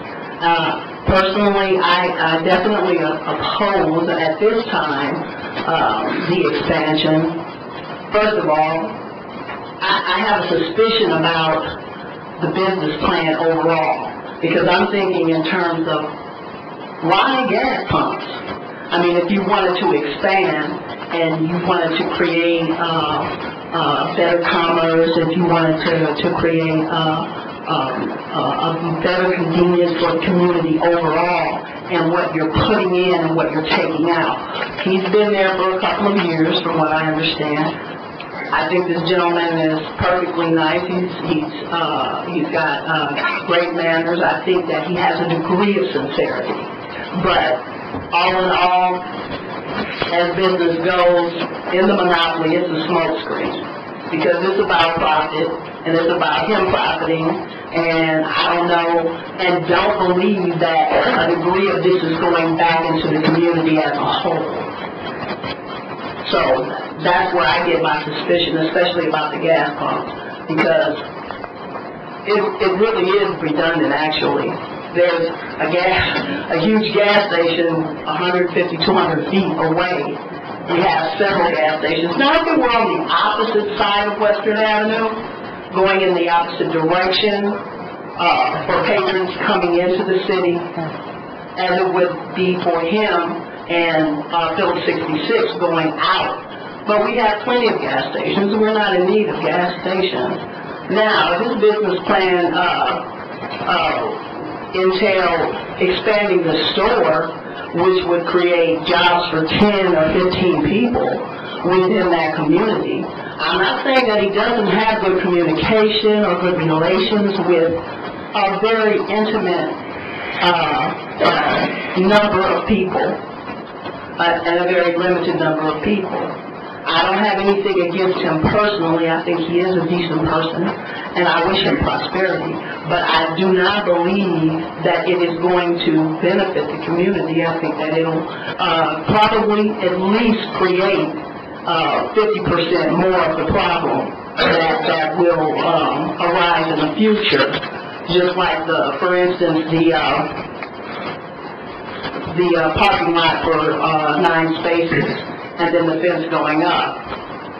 In all reality, in our hood, that's just a camouflage. It's a cover-up for drug deals and things that take place that a lot of us say that we don't see, but it actually still exists. It goes on. It's going on right now. So, I mean, that's just the reality. But what we want to do, I mean, we just want to just roll up our sleeves, you know, and get our hands dirty and make sure that we do the best possible job that we can to create. Because eventually, I mean, if I had money, I'd be buying one of the properties on Western Avenue, the commercial properties, because they're not going to be there forever. And I do understand him trying to better, but it really is about that. It's about him monopolizing and getting paid. That's what it's about. It's not about the neighborhood. Thank you. Thank you for your comments. Anyone else wishing to speak in opposition, we ask that you come and stand in line at this time. My name is Wendell Johnson. I live at 305 South Falcon Street, South Indiana. This is 46619. Ladies and gentlemen, hopefully this is the last time you'll hear from me for a while. When I look at area plan, what is the criteria of area plan when they have acknowledged that this is a good plan? Can you tell me? Okay, at this point, excuse me, at this point, we're speaking to the council. One thing I wanted to point out. But she can follow up with you at a no one has seen a real concrete business plan for this business. Knowing where his revenues come from to pay back what he proposes, $600,000 to $700,000 investment. That is one thing that us as residents, we question legitimate operations of this business. If you will note, the residents that you have seen stand up against this, notice their intellect, notice their speech, notice their clarity. They are residents that are outstanding citizens in this city. We're not past drug heads, we're not present drug heads. We are property owners, and we want to see our community grow. But we want to see our community grow in the right way. I don't wish the owner any ill when it comes to his future or his prosperity in this country. But one thing you have to understand, not everything goes just worked out. In our community, we've had a struggle, we want to get there. We've improved our community, as you will see. There are residents who participate and now stand up. And we want something concrete and well put together. We all understand that our city is struggling for revenue. What we just don't want you to give us just anything that comes along with a doctor's promise.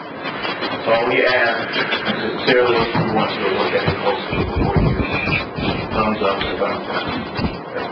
Thank you for your comments. Jesse Davis, P.O. Box 10205, Southend, Indiana. I guess first off, I just had a couple things to say. Number one, we've seen other locations in our city that have put gas pumps up.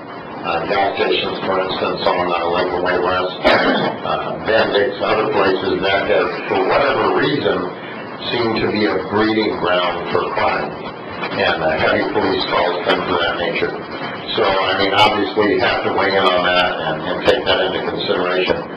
I also was just curious if the new owner, if there's any relativity, is he related to the previous owners at all? We see a lot of that where businesses might get passed down to a cousin or, whatever. Also, he's been there for 2 years, and people are talking about what you've done, you've cleaned this up. There's still obviously a lot of heavy crime there, and the phrase has been used in many different instances. You can put lipstick on a pig, but it's still a pig. And just because you've cleaned some trash up, you've made some people go away, that doesn't mean that the element and things that went on there aren't going to happen again. So, I mean, maybe we need to sit back and say, hey, let's just look at this for a little longer and let this new owner prove to the council and to the community and the people in those neighborhoods that this is something that's going to be consistent, not something that's just happened and, hey, look what I've done all of a sudden, Let's see a track record. Thank you.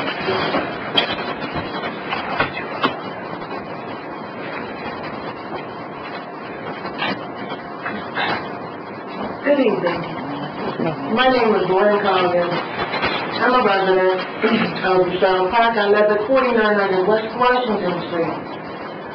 A lifelong resident of Southend, Indiana, product of the Southend School Corporation. I'd like to just summarize what I've heard this afternoon and this evening from both sides of this issue. Number one, continuous improvement, collaboration, and integrity are words I haven't heard too often, but I guess that's what we've all been trying to say. Ricky Sing's place, that's a good name for the Munchie Mart, if that's what he's going to call it, will still always be a Munchie Mart. I'm sorry that the LaSalle Park Neighborhood Association didn't get a copy of his upgrade inside the Munchie Mart paper. There's some questions I have on it, and I'm not sure when we can get some answers before you all make a decision. I support the effort of bringing businesses to the west end of Southend, Indiana. Western Avenue is the main thoroughway into this wonderful city of ours. A filling station on the north side of the street, good entry if you're going west, but if you're coming into the city on the east side of the street, I think there might be a little traffic jam upstairs some kind of way. I just really believe that. I commend him for putting in the money amount and making this piece of property an almost state-of-the-art Munchie Mart. I think that the boarded up barred windows and jump backed up to the ceiling so we can buy whatever we want. Because those type of businesses have taken the place of our small mom and pop shops in the first place. If we can't get out to Walmart or Meijer, there's always a convenience store close by, walking distance. I have no problem with that.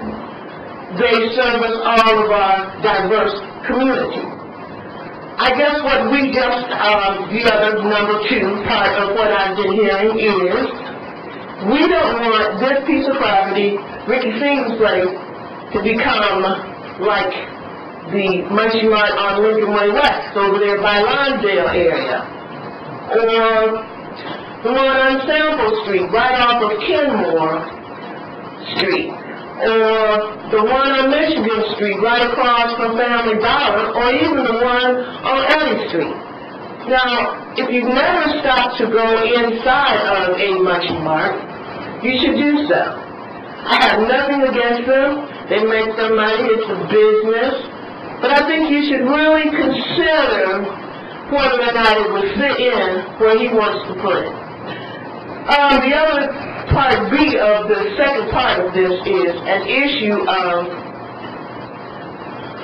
somebody said that the people who will be responsible for enforcing what he has written down, I guess I'm just wondering, because I wasn't sure of what I heard this afternoon. For example, the written commitments with the right to enforce from city development, city services, area planning, building department, community development, and the neighborhood association. 1 minute, ma'am. Okay, are these people all working together in collaboration to make sure that everything that he writes down that he's going to do for the next 55 years is going to be enforced for our neighborhood to be a better place to live? Thank you. Okay, thank you. At this time, the mayor is coming to the podium. Would you ask you to state your name and address, please? Sure, Mayor Pete Buttigieg, Judge Office on the 15th floor of this building. I ordinarily would not speak publicly on this kind of question, but one of the council members asked that there be a perspective from the administration, so I wanted to share my own. Over the summer, I had an opportunity to walk in the neighborhood around the Munchie Mart. I was walking with police officers periodically. Part of how I encourage police officers to walk with me is go out and walk with them.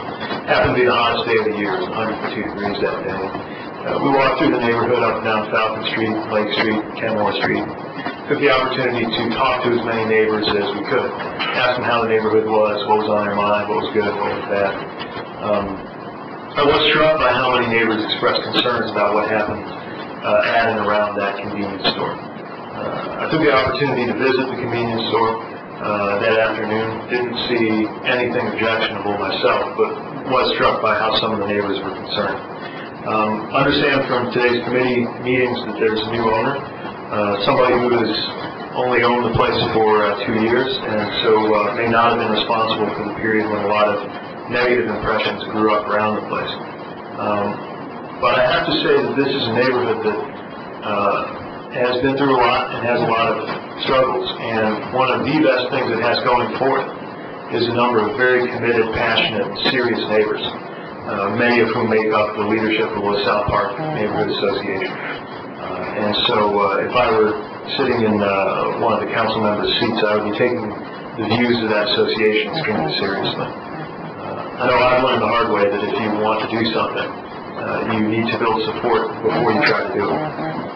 And so the primary thing I want to express this evening, knowing that this is a tough issue because it pits the desire of that neighborhood association against the desire to see private sector investment in that part of the West Side, which I think is something we all want and need to see more of. But if the council decides not to pass this evening, I hope the owner of the property will view this as an opportunity to proactively earn the trust of those neighbors. I think some of them shared this afternoon what it would take to persuade them that this property was definitely going in the right direction. And I think that if, again, the owner is not successful this evening in the council, they might view this as an opportunity to take enough of those steps that at a future meeting, maybe some months from now, some of the people who were speaking against this would actually be speaking for it as well. I haven't built that kind of confidence. Thank you. Sure. At this time, we're still in the public hearing portion. And protocol. Okay. I'm confused. Was that for or against? Mayor, he spoke in opposition. Mayor, Rudy Judge, were you come back to the point, were you speaking in favor or in opposition to the project? Yes, I wrote to those who are speaking in opposition. Okay, thank you. At this time, we move to the rebuttal.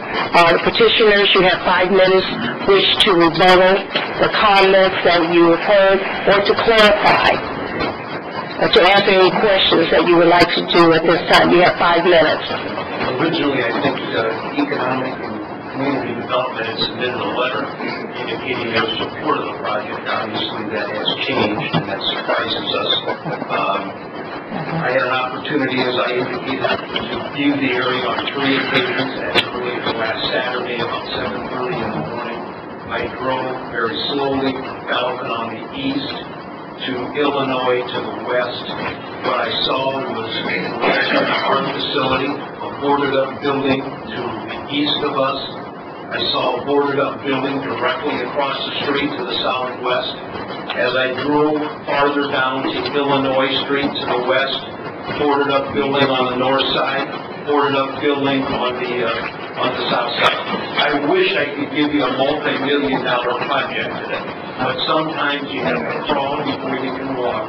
We've got a gentleman that's invested 5 years of his life, the last 2 as an owner of this property, that is trying to do the right thing.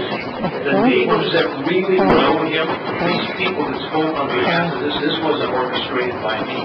They came on their own, both in the meeting, at the community meeting, and tonight. Here's the adjectives: concerned, humble, easy to work with, problem solver, good guy. Mrs. McCallie told us the other evening, the councilpersons that were not there, she was very ill. She had surgery, I think possibly cancer, and this man brought her groceries to her at her home. So those are some of the things, the type of guy that the city has an opportunity to work with. Mr. Dash talked about the enforceable commitments that run with the property that we have made a commitment to do. He also talked about the neighbors within a 300-foot radius. I mean, anybody can go out and get all the petitions. But when you look at the neighbors within a 300-foot radius, the greater majority of those neighbors support this project. I know Mr. Dash just got a couple of things to say. I thank you for your time. 3 minutes. Mr. Dash? Just to reiterate on the written commitments, because I think one of the ladies had a concern on exactly how those written commitments were concerned, and how they worked. And what we had mentioned is those written commitments were done with the property, that they are enforceable by the city of South Bend, by this council, by the building department, by area planning commission. If we do go to area planning commission for those written commitments, Kathy can correct me if I make a mistake here, it's also enforceable by the neighborhood as well, for everything that we said we will do the written commitments. So not only does this body have that ability to watch what happens on this piece of property, but the neighborhood also has the ability to do that, and it's also enforceable by them as well. We certainly hope the council doesn't take a look at how many gas stations City South Bend actually needs. What we're actually doing is we're adding 2 gas pumps to this location. I believe I heard a couple of people say it was on the other side of the street. Apparently that would have been that much of a problem. Well, what we're putting on the north side, that's where our convenience store is located. That's where we were looking at the other piece of property. As I had mentioned to those particular residents, if we were going to do it on the south side, we would still be before this council asking for almost the same identical variances and for the special exception. The last thing was the business plan, and certainly no council doesn't set a precedent for rezonings by asking for every business owner to submit a business plan for how they're going to do their businesses in the city of South Bend. In my 25 years of doing this, we've never gone to that extreme. Usually, the only time council has a question about those is if tax money is being used this is solely going to be funded by the owner. 1 minute. If you have any questions for me. Okay. Well, thank you so much. At this time, the public hearing portion is closed. This is the opportunity for council members to express their concerns prior to the council taking action to send this bill either to the full council with a favorable or unfavorable recommendation. I'm going to start with Councilmember Scott and go all the way down to Councilmember Dieter.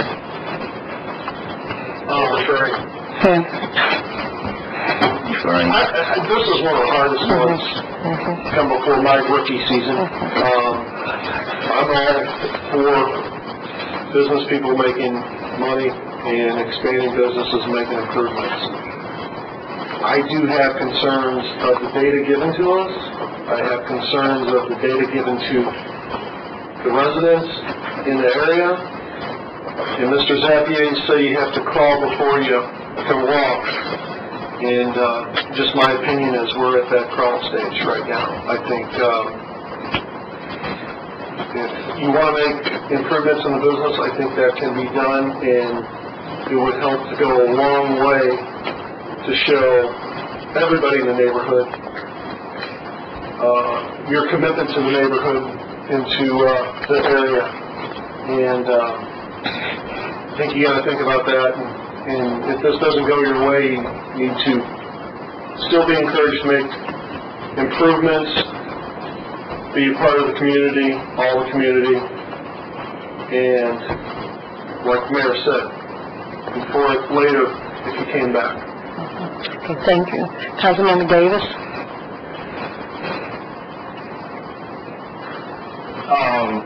Thank you, Councilman White. I'm going to try to be as clear as possible in this, my statement. I think we've really worn this issue out, but if we really pull ourselves back and look at what's going on, there are three different issues that exist. Number one being enforcement, city code, city policing. I have an issue with anyone that would suggest that a police report is incomplete, whether they work for the police or not. Given the fact that we spend 84% of our budget on public safety, and we can't get a good report from what we spend on policing, based on council opinion, would suggest that no one's doing their job. I didn't say it, it's been said, it's on record. So if we're basing our decisions on enforcement, or the lack thereof, of a good report, somebody's not doing their job properly. I didn't say it, it's been said. And given the fact that, again, it's 84% of our budget, and we can't depend upon our officers who put their lives on the line each and every day to submit a thorough and true report, suggests that something is going wrong somewhere. I didn't say it, it's been said. The other part, the other issue that I think that has happened, and I think that this has really probably caused a lot of the disruption, is the lack of economic development in that one given area. I'm proud of my district. I think I represent my district very well. However, there has been an absence of accommodation in that given area. And so when something happens, whether it's good or it's bad, there's a cause for questions, because no one can trust it, because there has been an absence for an extended period of time. That happens when somebody is starving for food. I mean, that happens for any reason whatsoever. When you don't have it, and you have never had it, you're going to question it. And I think the lack of planning as it relates to that given area has caused this conversation to come up. Good, bad, or indifferent, I'm happy that it has come up because I've been advocating for this conversation. What I do have a problem with the conversation is that a resolution passed for that area this past spring, or perhaps even summer, either with an 8-1 vote or 9-0 vote, meaning that the council approved it favorably, hands down, to start investing money in that area to give the life back, economic life back to the area, vitality to that area. What I didn't hear during the course of that conversation was the mayor supporting that resolution. So now I question the fact that when the council has asked for economic development in that area, that the administration can step out and say, we don't need that economic development in that area. Economic development doesn't happen just because we depend upon the market forces. We are the market force. Where we spend our money at is where things happen at. Industry commerce didn't happen just because we thought it was a good idea. The city of South Bend, along with partners, invested in industry commerce to make sure industry commerce happened. That's how this thing works. So you have a multitude of issues with this one simple zoning issue. And so, with that being said, the lack of planning for that given area has caused a great divide in a community that needs the most unity throughout the whole entire city. I have an issue with that, and I have an issue with the administration jumping in this conversation. What we should be doing right now is deciding upon the true zoning for this area. If there was any question that should have been asked or supported by the administration, was the thought of how we develop plans for that given area, the outlook, the vision for that area. That area needs development and has been needing development for decades. And as a result, we're fighting back and forth about a simple one zoning issue of $500,000. You have to be kidding me. You have to be kidding me. And I'm totally unhappy with that.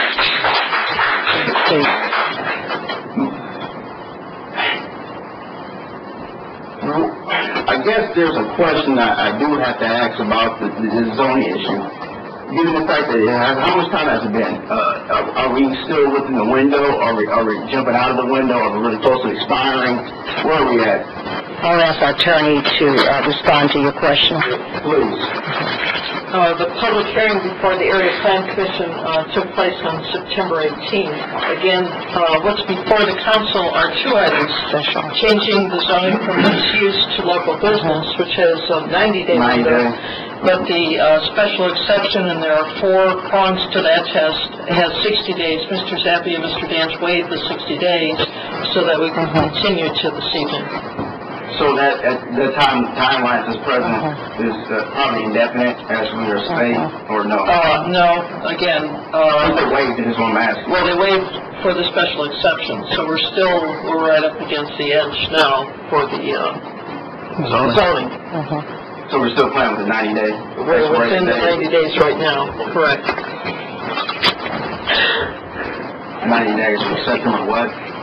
Technically, I guess we're good. December 18th. December 18th. So we got December 18th.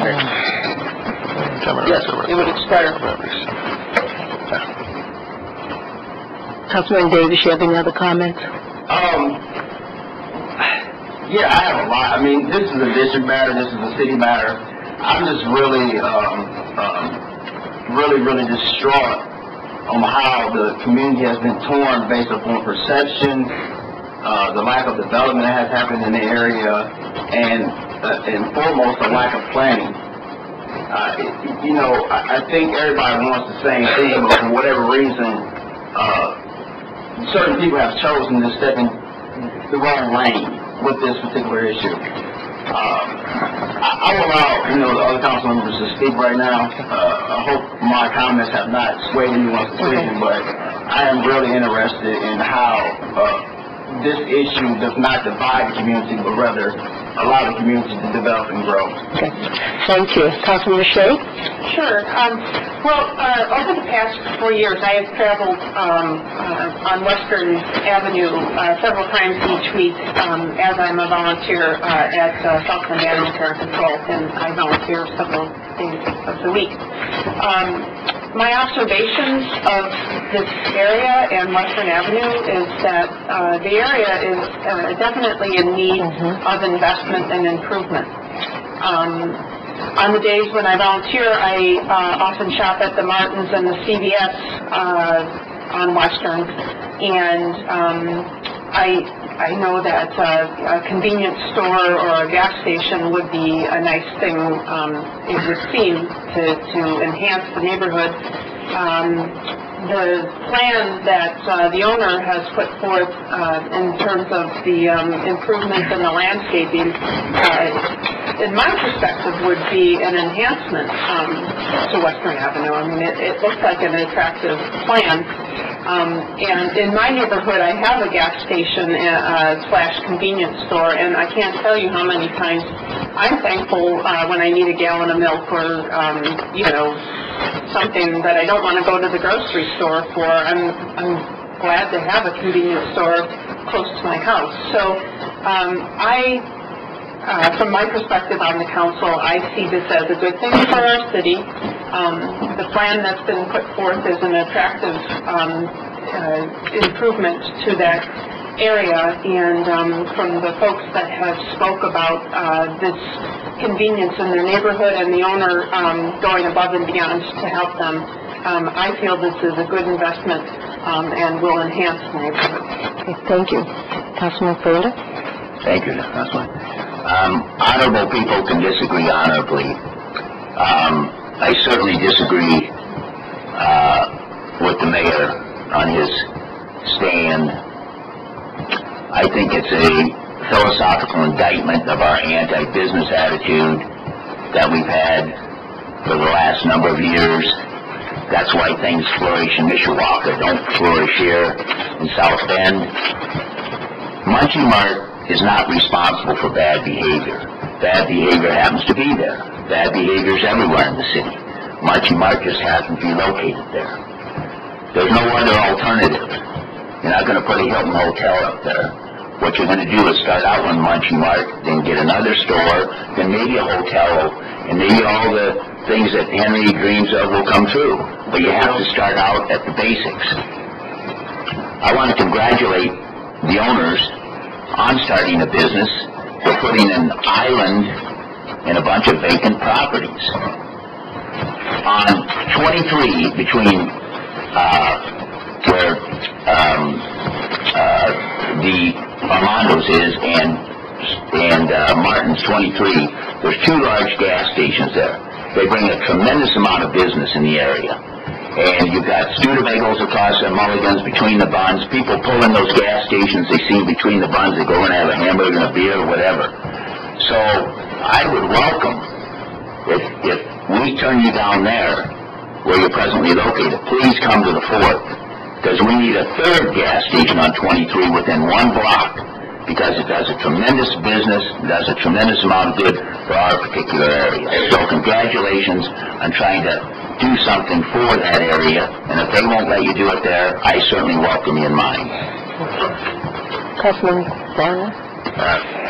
I haven't reached an absolute decision yet, but the question that keeps clawing at me as I have been through this and attended the meetings is, if it's a given that the Munchie Mart exists as an operating ongoing business in its present condition, and there's an opportunity for it to engage or go forward as an ongoing operating business, which it can do in an improved fashion,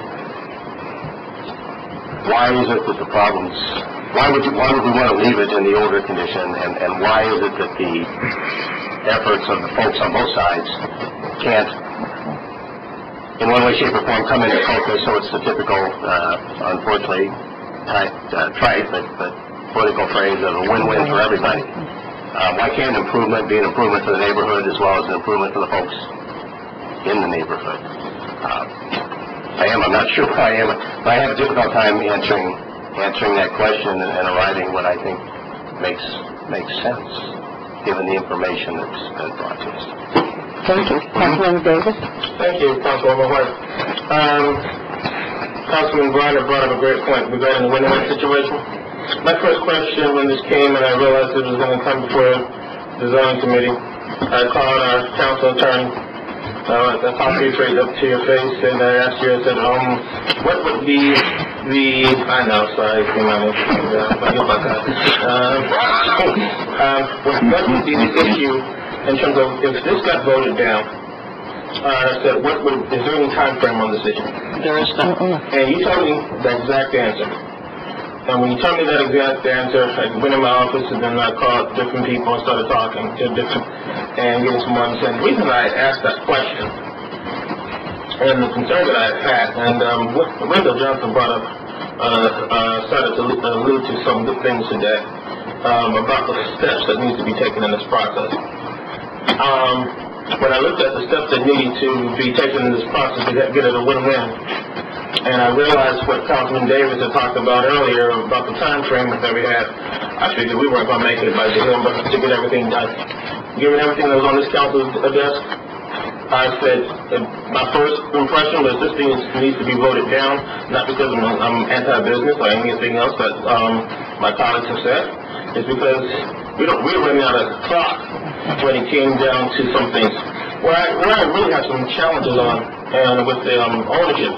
With all due respect, they were part of the Munchie Mart. I mean, we can distance them apart. He said that he worked for Munchie Mart for 2 years, for 3 years, and then he went to 2. So to distance him completely away from the Munchie Mart is not really the best way to represent that. They were part of it. They knew they were going to buy it. When you buy something that's a mess, and with all due respect to my colleagues on the 3rd District and the 4th District, y'all don't have issues regarding this kind of thing like this. I mean, you really don't. I mean, you would not have a Munchie Mart to this nature that has this kind of a problem in the 4th District, and then you wouldn't put that too close to Notre Dame. Notre Dame would come over there and get you. And so you would not have had all these kind of things. So with all due respect to my colleagues, to compare this and say you wanted to bring this kind of a problem over to us, we didn't want to where we wanted. I mean, I would want this, the problems they had over their issues, no part of this community would want. Okay?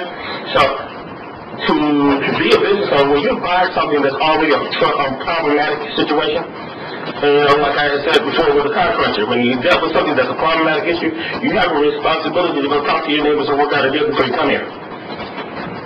Before they even went to area plan, because when you start getting within the 60 days and the 90-day stuff, and they brought that to area plan in September 18 when it came through, during the same time there was our budget season and some busy season and everything else around us, and it's some busy times for us. With all due respect, if you really want to work with the neighbors, you're talking about several years here. And you're dealing with the ISO that I heard when I first got in office, like, how you deal with the Munchie Mart? I'm like, Munchie Mart. I mean, you cannot live on the west side without dealing with Munchie Mart. And so therefore, I was really, when I looked at a win-win situation, the amount of time that it was going to take to get to that, it wouldn't take us to the spring of the year. And I was very relieved when our attorney said to me that they didn't have a stipulation when they can bring this back, so that we needed to have a few more meetings to get to what Brother Wendell Johnson was talking about with this win-win situation and what needs to have in steps. Because several of the things that went to the letter that never got to Ms. Brody, several of the things that they put in there, they've already could start working on changing the name, changing any other things. There were about 7 of the 8 things in there that could have already, they don't need council approval to get started. When you already bought something that you know that people had issues and people were getting shot up, drugs in the area, the smoking and all the cigarettes, buying one cigarette over there by your place, I don't think they'll buy any of those stores over there that you talked about. Any of those places over by Notre Dame will not sell one cigarette for 25 cents. They do, I just don't think that happened. And so I just say that, recognizing that they bought this kind of a place, we needed a little bit more time in the state laws and all that to iron out the situation. Given that there is no Western Avenue plan, given that there is no South we don't have a plan. We have to support us with all due respect to our previous administration. And with all due respect to our state level, I thank the mayor for weighing in on this tonight. I thank the continuing administrators. I ask Scott Ford, I thank you for coming that night. I thank all of them. Yeah, to me, I wanted them to be weighed in on this issue. I'm tired of us always fighting the mayor on every single issue that comes up. I'm glad the mayor asked him to come over there. I drove around with him earlier this year. The mayor and I agree with a lot of different things sometimes, but I appreciate him coming over there and driving around, walking around in there and getting involved wherever they're there, because this is an economic issue. We can't just all put this on the council, put everything. He has a responsibility. And whether or not he agrees with it, disagrees with it, that's not my issue. I'm just glad he got involved. I'm glad Scott Ford came over there. I'm glad we had another person, Mike DeVito, I want to thank you. You've come over there and, because we got to get our Western border plan back together. Again, putting all that in my head. That's why the very first question was, how much time do we have? And that's why I went straight to our meeting, and I said, this needs to be put down, and they don't have stipulations where if we have voted it down, in the years past, if we have voted this down, they couldn't come back to us to a year from now.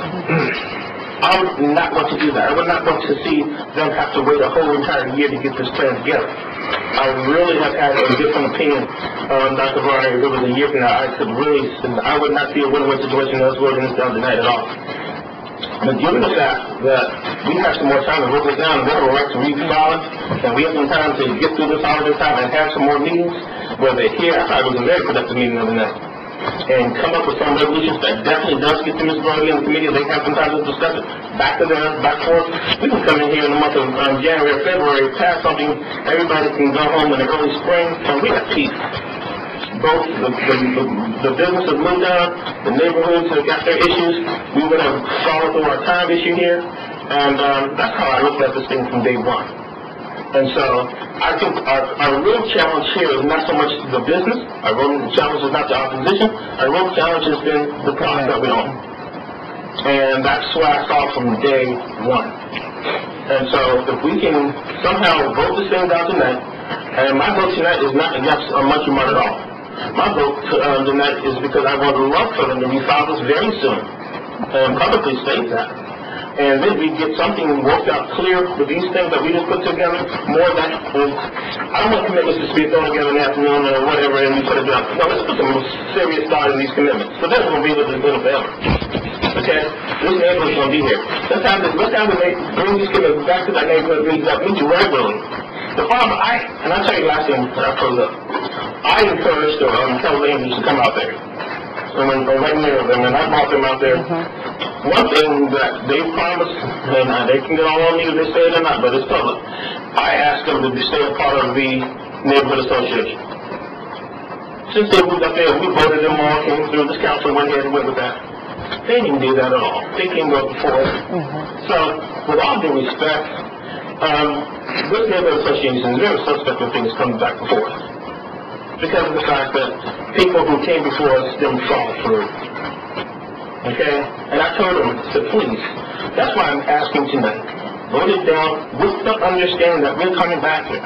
It's the committee, hopefully, President Dito will put me back in this role again as chair. I don't know. Even I'm not. I'll sit over and tell whoever the chair is to put this back on the committee. Bring it in the springtime. Let's finish working with it. And that's what my issues are tonight. Thank you. Councilman McFarland? Sure. I just want to say I appreciate the effort from both sides to work together. Honestly, do not know where the full council stands on this issue. However, if it does fail, I would certainly encourage both sides to continue working on a mutually agreeable option that would benefit everyone involved. I will say, I do think it's getting closer. I know it's been a lot of time, first meeting, community meeting, and tonight, but I do think it is getting closer to a solution. And I will certainly agree with Dr. Mark. I think, if we don't pass this, the Munchie Mart will still exist, and if we do pass it, we will improve the property. However, I think it's very important to be sensitive to the neighbors' concerns, and the neighborhood association has done so much great work. I think they obviously have a lot to say, and I think it's important to take their opinion into consideration. Good job. Can I talk to you? I'll just go very quickly. Having heard what's said here, would you be willing to, what's the proper terminology, withdraw this in the present time, or I don't know what the right from here for, again, the only this, all the, I'm not going to talk about what everybody says is basically about the same thing. The only thing I do have an issue with is the commitments that just came out, and they're pretty generic. I'd like to see more what the hours of the policing and so on and so forth. So, just for the sake of time, would you be willing to withdraw this, and like Vice President Albert did this, get some more input, define exactly what you mean, and Mr. Gantz, we have asked for business plans before. This council since I've been here. I'll show you. But that's, again, that's some of the other pledges, so it's your call if you would like to do that. That's right. Okay, sorry. I haven't spoken. Okay, I'm sorry. Okay, thank you. Peter, I really appreciate your comments. At this time, I would like to share with the audience that, one, I think each of you coming not only to this meeting but to the special meeting, we value your input. The residents that live in that area, they have a right to express the type of businesses that they would like to see come in the community. The LaSalle Neighborhood Association is a very strong association, a very valued and respected association. We saw that when we came out to the community meeting.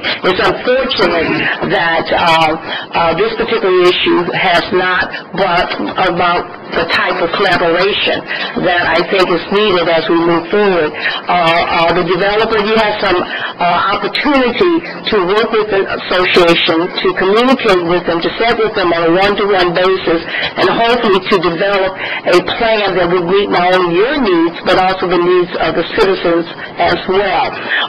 We have called upon the administration to really begin to look at what type of businesses would we want to see on the Western Avenue corridor.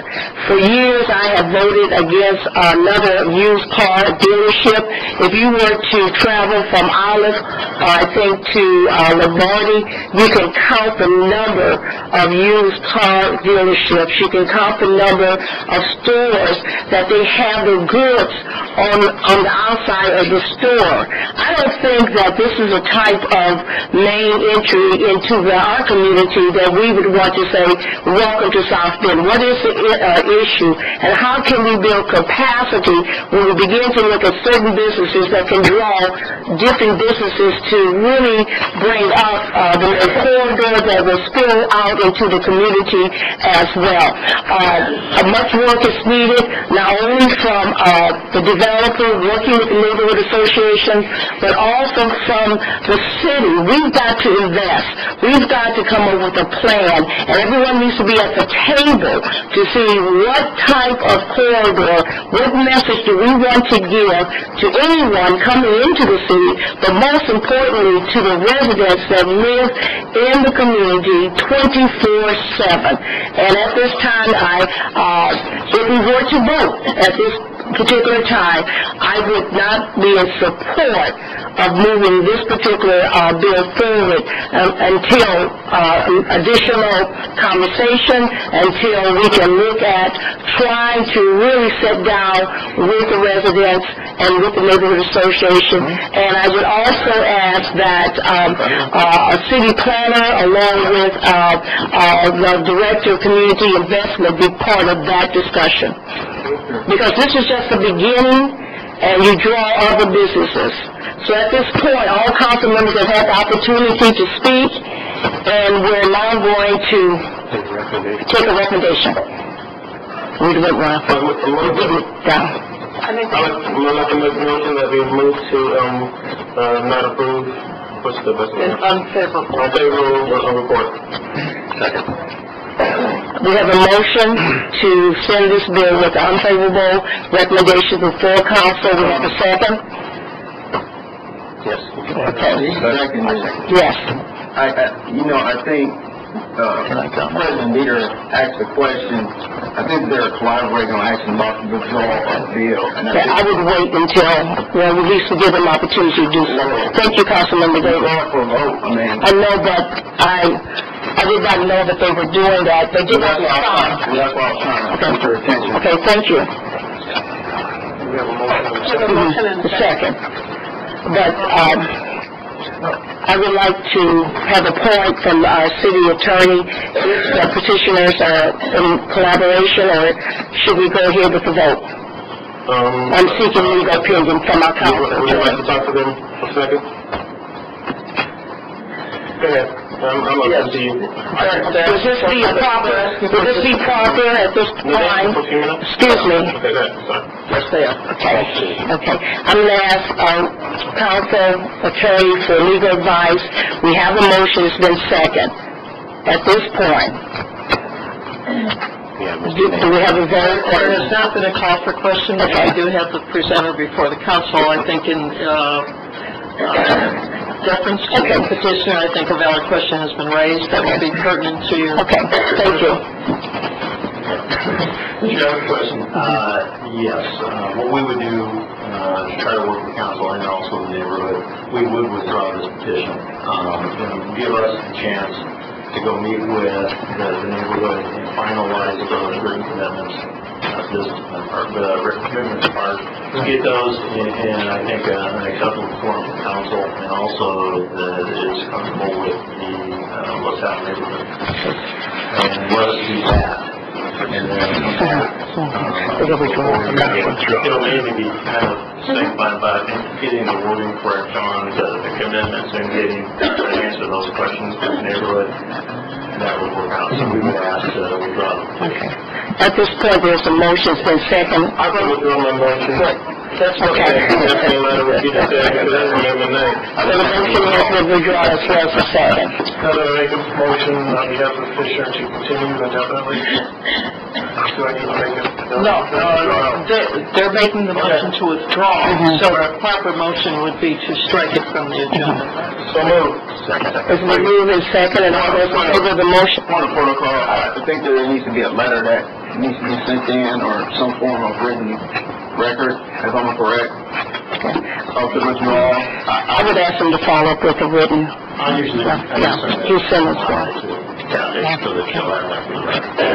Thank you. There's a motion. I would offer to work with you with regard to those written commitments as far as clarity. There's a motion and a second. All those in favor of the motion? Those opposed? The motion carries. I would also ask that the second district council member, Henry Davis, be part of those discussions. Sure. I appreciate that. I thank you so much for that. This, again, belaboring the same issue. Two things I want to ask out of this situation. They're withdrawing it because they are willing to work with the community. They're not withdrawing it to kick the can down the street to show up here next year with the same issue and get the same conversation happening. They're looking for a solution, and I really thank them for that. But the problem is that we're not very good at following up or following through on commitments such as this. And one thing that I'm going to ask, since this is a conversation, that there is, again, a commitment from the administration to develop the plans that we're talking about. I don't know if Mr. Ford commits to doing that, but there obviously needs to be a schedule of events to begin these conversations so that we don't end up here again in 6 months or 2 months from now. I think that it is incumbent on us to make sure that these things happen. Kicking the can down the street only makes these residents, it only polarizes the community over there. That's the only thing that's going to happen. So I'm asking for some type of help within the second district on Western Avenue to begin a conversation that solely talks about the planning of that area. I've spoke with you, Mr. Scott Ford, about that before in the past. You've been very open to that idea, but since we're here now, the dawn has settled in. How do we, when do we have these conversations? And we're talking about it, so I'm not, because we just play a very hardcore victim role here. We claim that this is the only place that these things happen at. Not true. Howard Street just had a huge FBI, DEA crime bust over there with the shoes being sold out of Howard Street convenience store. It happens throughout the whole entire city. The second district is not the crime. So, again, when can we begin the conversation? Okay, thank you. I will make sure that Councilmember Davis, that a letter will go to Scott Ford on tomorrow outlining, and that should also be shared with the residents as well. So we will move that forward, and I know we can call on you to make sure that these things will happen. We'll now ask Mr. Voorhees to please give second reading. We didn't vote on the motion. I'm sorry. Yes, we did. You did? Mm-hmm. There was moved and seconded. The new motion, the motion was Okay. We had... Davis made a motion to... And it was seconded by Dr. Barnett. Okay. All those in favor of the motion, may I hear you vote? Aye. Those opposed, the motion carries. Mr. Voorhees, will you please give second reading to Bill 62-12? Public hearing on a bill of the Common Council of the City of South Bend amending Chapter 9, Article 3 of the South Bend Municipal Code addressing ambulance medical user fees and dedicated fund. Is there a committee report? Dr. Furless, I know you chair this for personnel, finance, and health. And for Karen and White and myself, health and public service, public safety, came to with a favorable recommendation to the council as a whole on 6212. Thank you. Councilmember White, yes.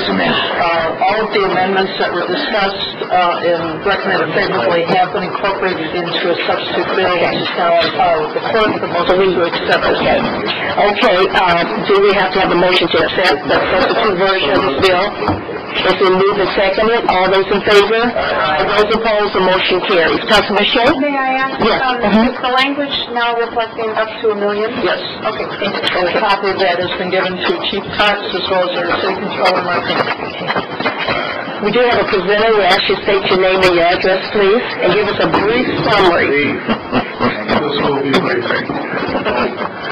Mrs. White, ladies and gentlemen of council, my name is Stephen Cox, South Bend Fire Chief, 1222 South Michigan Street, South Bend.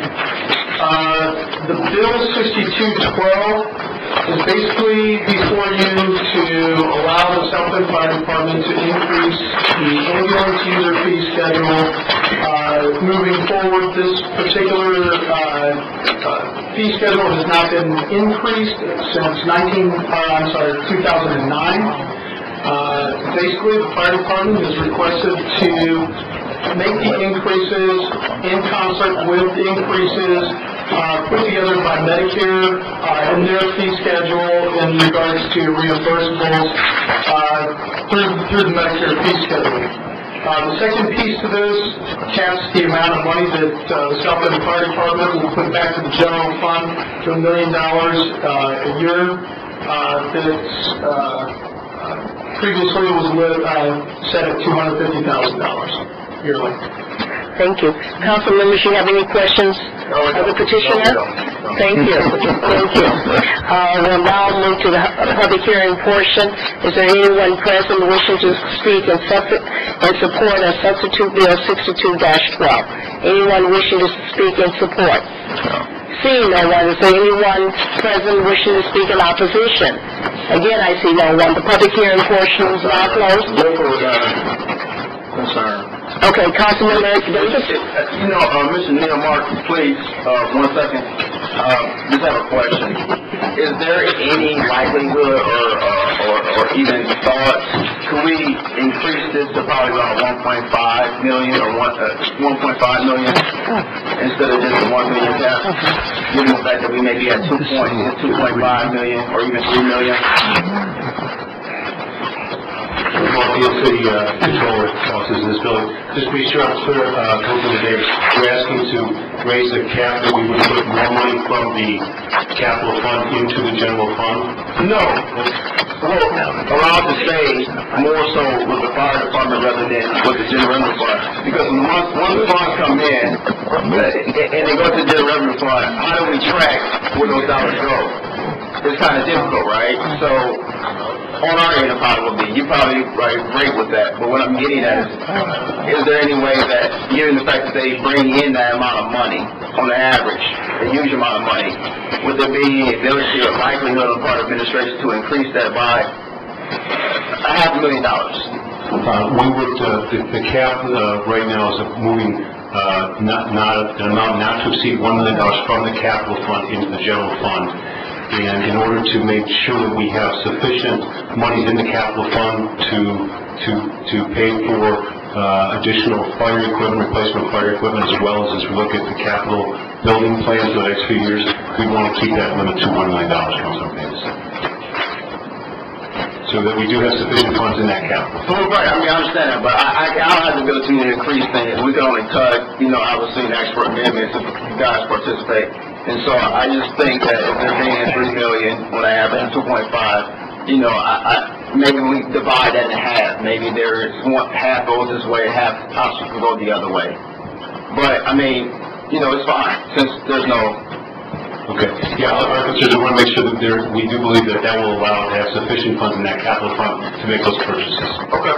That's fine. Move for favorable recommendation. Second. It's been moved and seconded. All those in favor that this bill be sent to the full council with a favorable recommendation, might give you vote. Okay. Those opposed, the motion carries. I'll now entertain a motion. Second. It's been a motion to be made and seconded that we will resolve from the committee as a whole. I would caution the council members to please wait until the motion is read before we take action. All right, wait till you sit down. Second. Very good. Councilmember Whiteman? You can keep those. You ready? This council is now in session. Clerk Vorty, third of 6212. Third reading on a bill of the Common Council of the City of South Bend, Indiana, amending Chapter 9, Article 3 of the South Bend Municipal Code addressing ambulance, medical, user fees, and dedicated fund. For the passage of 62. Motion to amend as opposed to Motion to amend as opposed to the committee of the whole. Second. Motion a second. All in favor of that? Aye. Any opposition? Now may I have a motion for the amended version? I make a motion to accept Bill 6212 as amended. To pass. To pass. Bill 6212 as amended. Mr. Rudy. Mr. Scott. Mr. Henry Davis.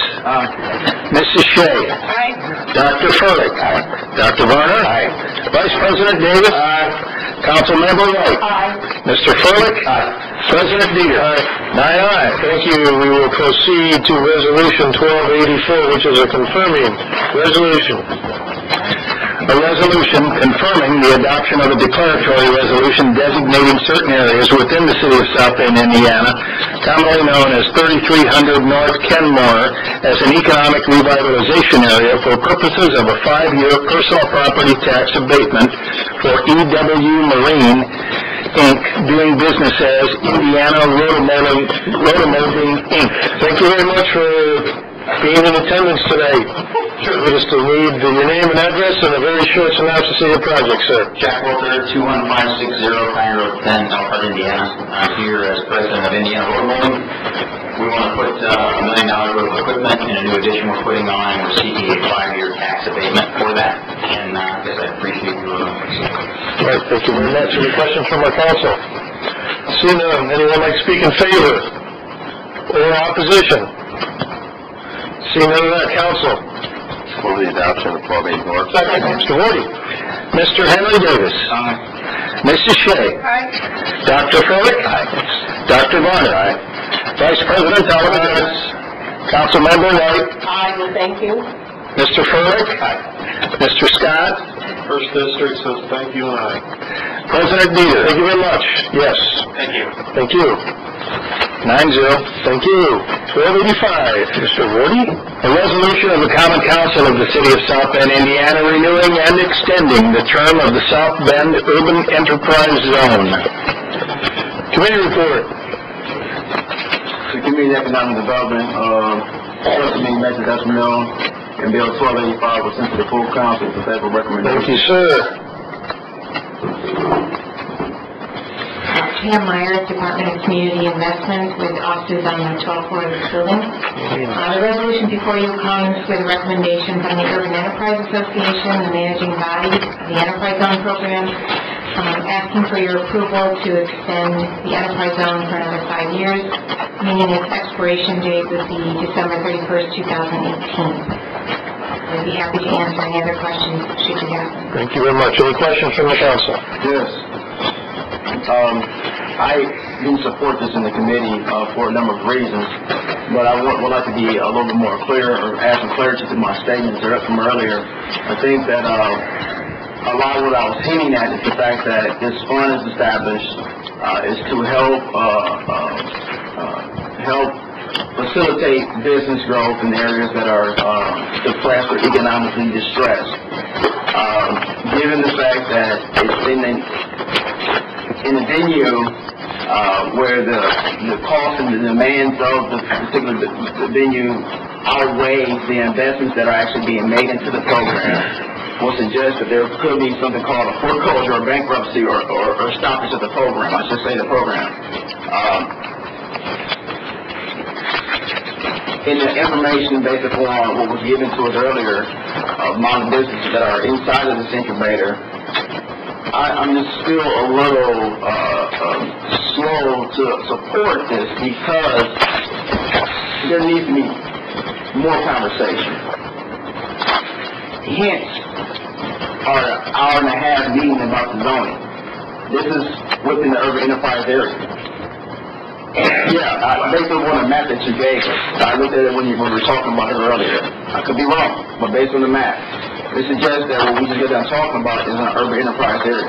It's all the same conversation. And the only thing I'm asking for is that this won't be passed today, but give it more forward thought before it comes back to the council because of the conversation that took place today. There are a lot more conversations that will be the same type of conversation, but you just got a real good taste of what just took place and what I've been trying to talk about for the last 3 hours today. And I'm just asking for this to be continued over so we have a clearer conversation about the objective of the Urban Enterprise Fund, where it's headed, the particular building that's out there. The building, again, it's a lot of money. To just run it, to even sell it, would probably never happen. Giving it away at $1 probably would suggest a better attraction to it. But I think those things need to be talked about. Our investment, no, we're not giving dollars, but we're saying yes or no to making sure that you do get the dollars. So I think that that's greater than the money. So again, I'm not against the program. I just think that we need to have a more detailed, progressive approach to helping the mission succeed. Okay, thank you. Do we have anyone in the audience who would like to speak in favor or opposition? Council. Move for the adoption of Bill 1285. Second. We have a motion, a second. Mr. Vorty. Mrs. Shea. Aye. Dr. Furlick. Aye. Dr. Barnett. Aye. Vice President Davis. Aye. Councilmember White. Aye. Mr. Furlick. Aye. Mr. Scott. Aye. Mr. Davis. No. President Dean. 8 ayes, 1 nay. Thank you. 1287. A resolution of the Common Council of the City of South Bend, Indiana, approving a 5-year interlocal agreement by and between the City of South Bend, Indiana and St. Joseph County for EMS services during calendar years 2013 through 2017. Thank you. Committee report. Health and Public Safety and Personnel and Finance, Karen White, met today and sends to the full council favorable response with amended version. Yes, and both this bill and the next bill, both of those amendments are on file with the city clerk's office, so a motion to accept the amended version. So moved. Second. A motion to second. All in favor? Aye. Any opposition? Thank you. Chief Cox. President Dieter, ladies and gentlemen of the council, Stephen Cox, South Bend Fire Department, 1222 South Michigan Street. Basically, this resolution is nothing more than the South Bend Fire Department's desire to extend the interlocal agreement between the City of South Bend and the county commissioners to provide advanced life support ambulance service to the unincorporated portions of St. Joseph County. And basically extending that out to the year 2017, which is a service we've been providing to the county, through the county commissioners since 1997. All right, very good. Any questions? Anyone like to speak in favor? And or opposition? Seeing none of that. Move that we adopt the amended version of 1287. Second. 40. Dr. Furlick. Dr. Varner. I'm sorry, I didn't hear. He said aye. Okay. Vice President Davis. Aye. Councilmember White. Aye. Mr. Furlick. Aye. Mr. Scott. Aye. Mr. Davis. Aye. Mrs. Shea. Aye. President Dieter. Basically, I'm going to go with an aye. It passes 9-0. 1288. The resolution of the Common Council of the City of South Bend, Indiana, approving interlocal agreement, mutual aid box alarm system. Committee report. Health and Public Safety, Personnel and Finance, Karen White met on Mavis and says the full council favorable recommendation. Now we need a motion. Move to, The amended version. move to the amended version as presented in committee. We have a motion and a second. All in favor? Any opposition? Chief Cox. President Dieter, ladies and gentlemen of the Common Council, my name is Stephen Cox, South Bend Fire Department, 1222 South Michigan Street. Bill number 1288 is a resolution to allow the South Bend Fire Department to enter into an interlocal agreement with the other local fire departments in St. Joseph County in order to create an organized mutual aid system, which is already in place. All the other fire departments in St. Joseph County are already part of this. South Bend is just wanting to enter into that contract with those other departments in order for us to be able to better provide firefighting services to residents of St. Joseph County. Very good. Any questions? Move the adoption of amended Wait. On the cover. Anyone like to speak in favor? Opposition? Now. A motion for the amended version? Bill 1288. Second. As amended. As amended. As amended. And I second that. Okay, Mr. Horty. Dr. Varner. Aye.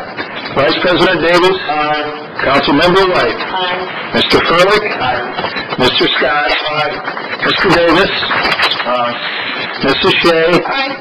Dr. Furlick. Aye. And President Dieter.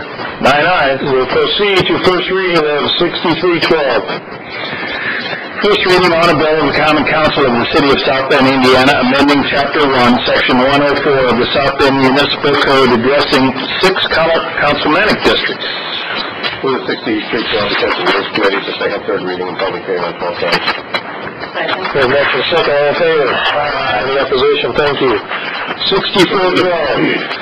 First reading on a bill of the Common Council of the City of South Bend, Indiana, amending various sections of Chapter 5, Article 3, addressing animal care regulations by the inclusion of regulations addressing urban chickens, and Section 5-49 of Article 9, addressing penalties violations of the South Bend Municipal Code. Move the 6412 be sent to Health and Public Safety for second, third reading and public hearing on 1210. Second. A motion is second. All in favor? Aye. Any opposition? 6512. First reading on a bill of the Common Council of the City of South Bend, Indiana, amending Chapter 2, Article 4, Section 4-35 of the South Bend Municipal Code addressing massage establishments and massage therapy.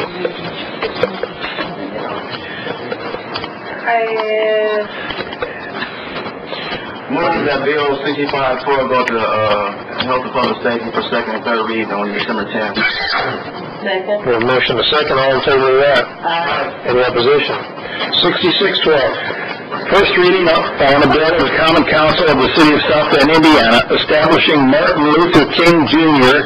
Day as a designated city holiday and amending Chapter 2, Article 8, Section 2-121 of the South Bend Municipal Code. A motion, please. Move that 6612 be set to Personnel and Finance, be set for second, third reading and public hearing on 1210. Second. We have a motion second. All in favor? Aye. Any opposition? 6712. First reading on a bill of the Common Council of the City of South Bend, Indiana for budget transfers for various departments within the City of South Bend, Indiana for the year 2012. Move that 6712 be sent to Personnel and Finance, be set for second, third reading and public hearing on 1210. A motion and a second, all in favor? Any opposition? Thank you. 6812. First reading on a bill of the Common Council of the City of South Bend, Indiana, appropriating additional funds for certain departmental and city service operations in 2012 of $690,000 from General Fund Number 101, $100,000 from Law Enforcement Continuing Education Fund Number 220, $730,250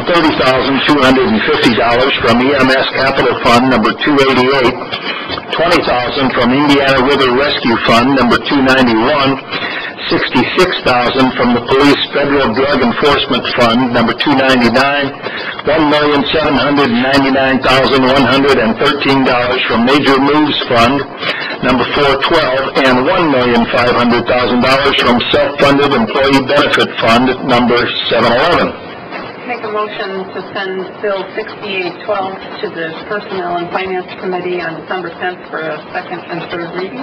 Second. Motion and second, all in favor? Any opposition? Thank you. 6912. First reading on a bill of the Common Council of the City of South Bend, Indiana, appropriating additional funds for certain departmental and enterprise operations in 2012 of $242,500 from Solid Waste Fund Number 610. Make a motion to send Bill 6912 to the Personnel and Finance Committee on Utilities. Utilities Committee on December 10th for a second and third reading. Second. A motion and second, all in favor? Any opposition? Thank you. Under unfinished business, first of all year-end reports by each committee will be due no later than December 10th in the clerk's office. The reports for those new on the council, just a brief summary of the times that your committee met and anything else your committee did during this calendar year. And where there's the goals and objectives set at the beginning of the year, they're not. Of course, they're right. Thank you. We need a motion. Can we do these at the same time? Yes, you may. To send 1286 and 6012 to ZNA for 121012. So moved. Second. Motion a second. All in favor? Any opposition? Any other unfinished business? Any new business? Sure, President Beater. I've been having conversations with the downtown business owners, and there's a concern of parking garage fees for employees as the winter months approach, and also to our parking spaces out there. We have a few small businesses that are down there. Obviously, the employees are mostly part-time, given the fact that 2-hour parking doesn't accommodate a 5-hour schedule. They're electing to obviously park in the parking garage, but at the rate that the parking garage set fee for. I think there's being more business friendly at this present time, and as a request of the business owners down here, would suggest that maybe we need to possibly rework some of the fees for parking garages as the council to accommodate the request from business owners. I don't think that the request is too much. I think that, they're talking maybe 2 to 3 parking spaces at a reduced rate that will allow for this to happen. And I know that we control that as a council, so I'm asking the council attorney to help out with amending, our ordinance so that we can accommodate the request of the downtown business owners and the workers as well. That's number one. Number two, Mayor Buttigieg did speak of the Notre Dame football winning and going to the national championship, which we're all excited because it helps our city. I've heard a lot of times, my ears been open for this, how many times they say South Bend, Indiana, on ESPN or national networks. They say it over and over and over again. It used to be Notre Dame, Indiana. Now they say South Bend. I think that is beautiful for our marketing across the world. And one thing I want to do is be able to acknowledge, whether they win or lose, them on council floor. I think we do it for Washington High School, we do it for Raleigh High School, we do it for all of the high schools in South Bend, Indiana. And I think it will be a very good opportunity to obviously say thank you, extend a hand to them as a city of South Bend Common Council. There is obviously room for the administration to share in this opportunity. But my request at this time is to develop a proclamation or a council resolution. Well, it'll be a proclamation for the council, but a resolution for the district for just that right there. Congratulatory praises to them and the team and what they have done over this past year. nothing short of fantastic. So those are my two bills. Okay, on the first one, when do you want to do that? Well, as soon as possible. That's necessary. That needs to go like yesterday. Okay. Do you want them, when would you want the team, to invitation after the bowl game? Yes, definitely. Team invitation after the bowl game. Okay. We can work through it. And on the first one, you're asking for, I don't know what our role is in an ordinance, because I believe, doesn't downtown South Bend run all the garages, Kathy? Yes, I'll work with the administration on that to get more information. Because in fact, if we could meet, because I'm off, because you're supposed to work right on me, but I will talk to you on that, because, like Councilman Dave, this needs to happen, if it can, tomorrow, right now. So, I will meet with you tomorrow on that. Anything else on the new business? Would like to, Councilman Peter, if I may. Yes, you may. Just to share that, the Council Rules Committee will be hosting a community meeting on Wednesday at 5:30 to present to the public the redistricting options. The committee was able to come up with 3. We invite the public to come. Hopefully each council member has received all the information along with the map. Any feedback for those who cannot attend, because I do know that this is the last mayor's night out, it's going to be in the first district. So we'll be meeting to allow the public to weigh in prior to the December test meetings.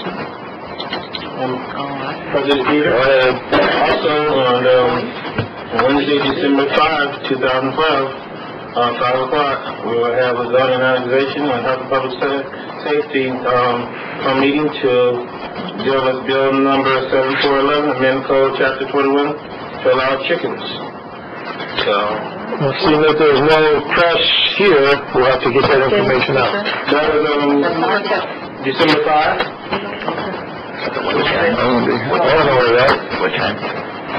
It's at 5 p.m. You're running it, Doc. 5 p.m. Doc told me to run it, even though I really would prefer Doc to run it. All right, that's what you're doing.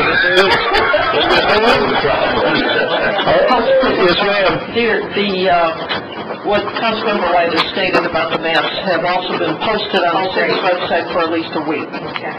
Right. Also under new business, this council would like to welcome back Brett Nasewitz, whose home is going to be here for a couple more days, and he's sent down to Dallas for some more rehab.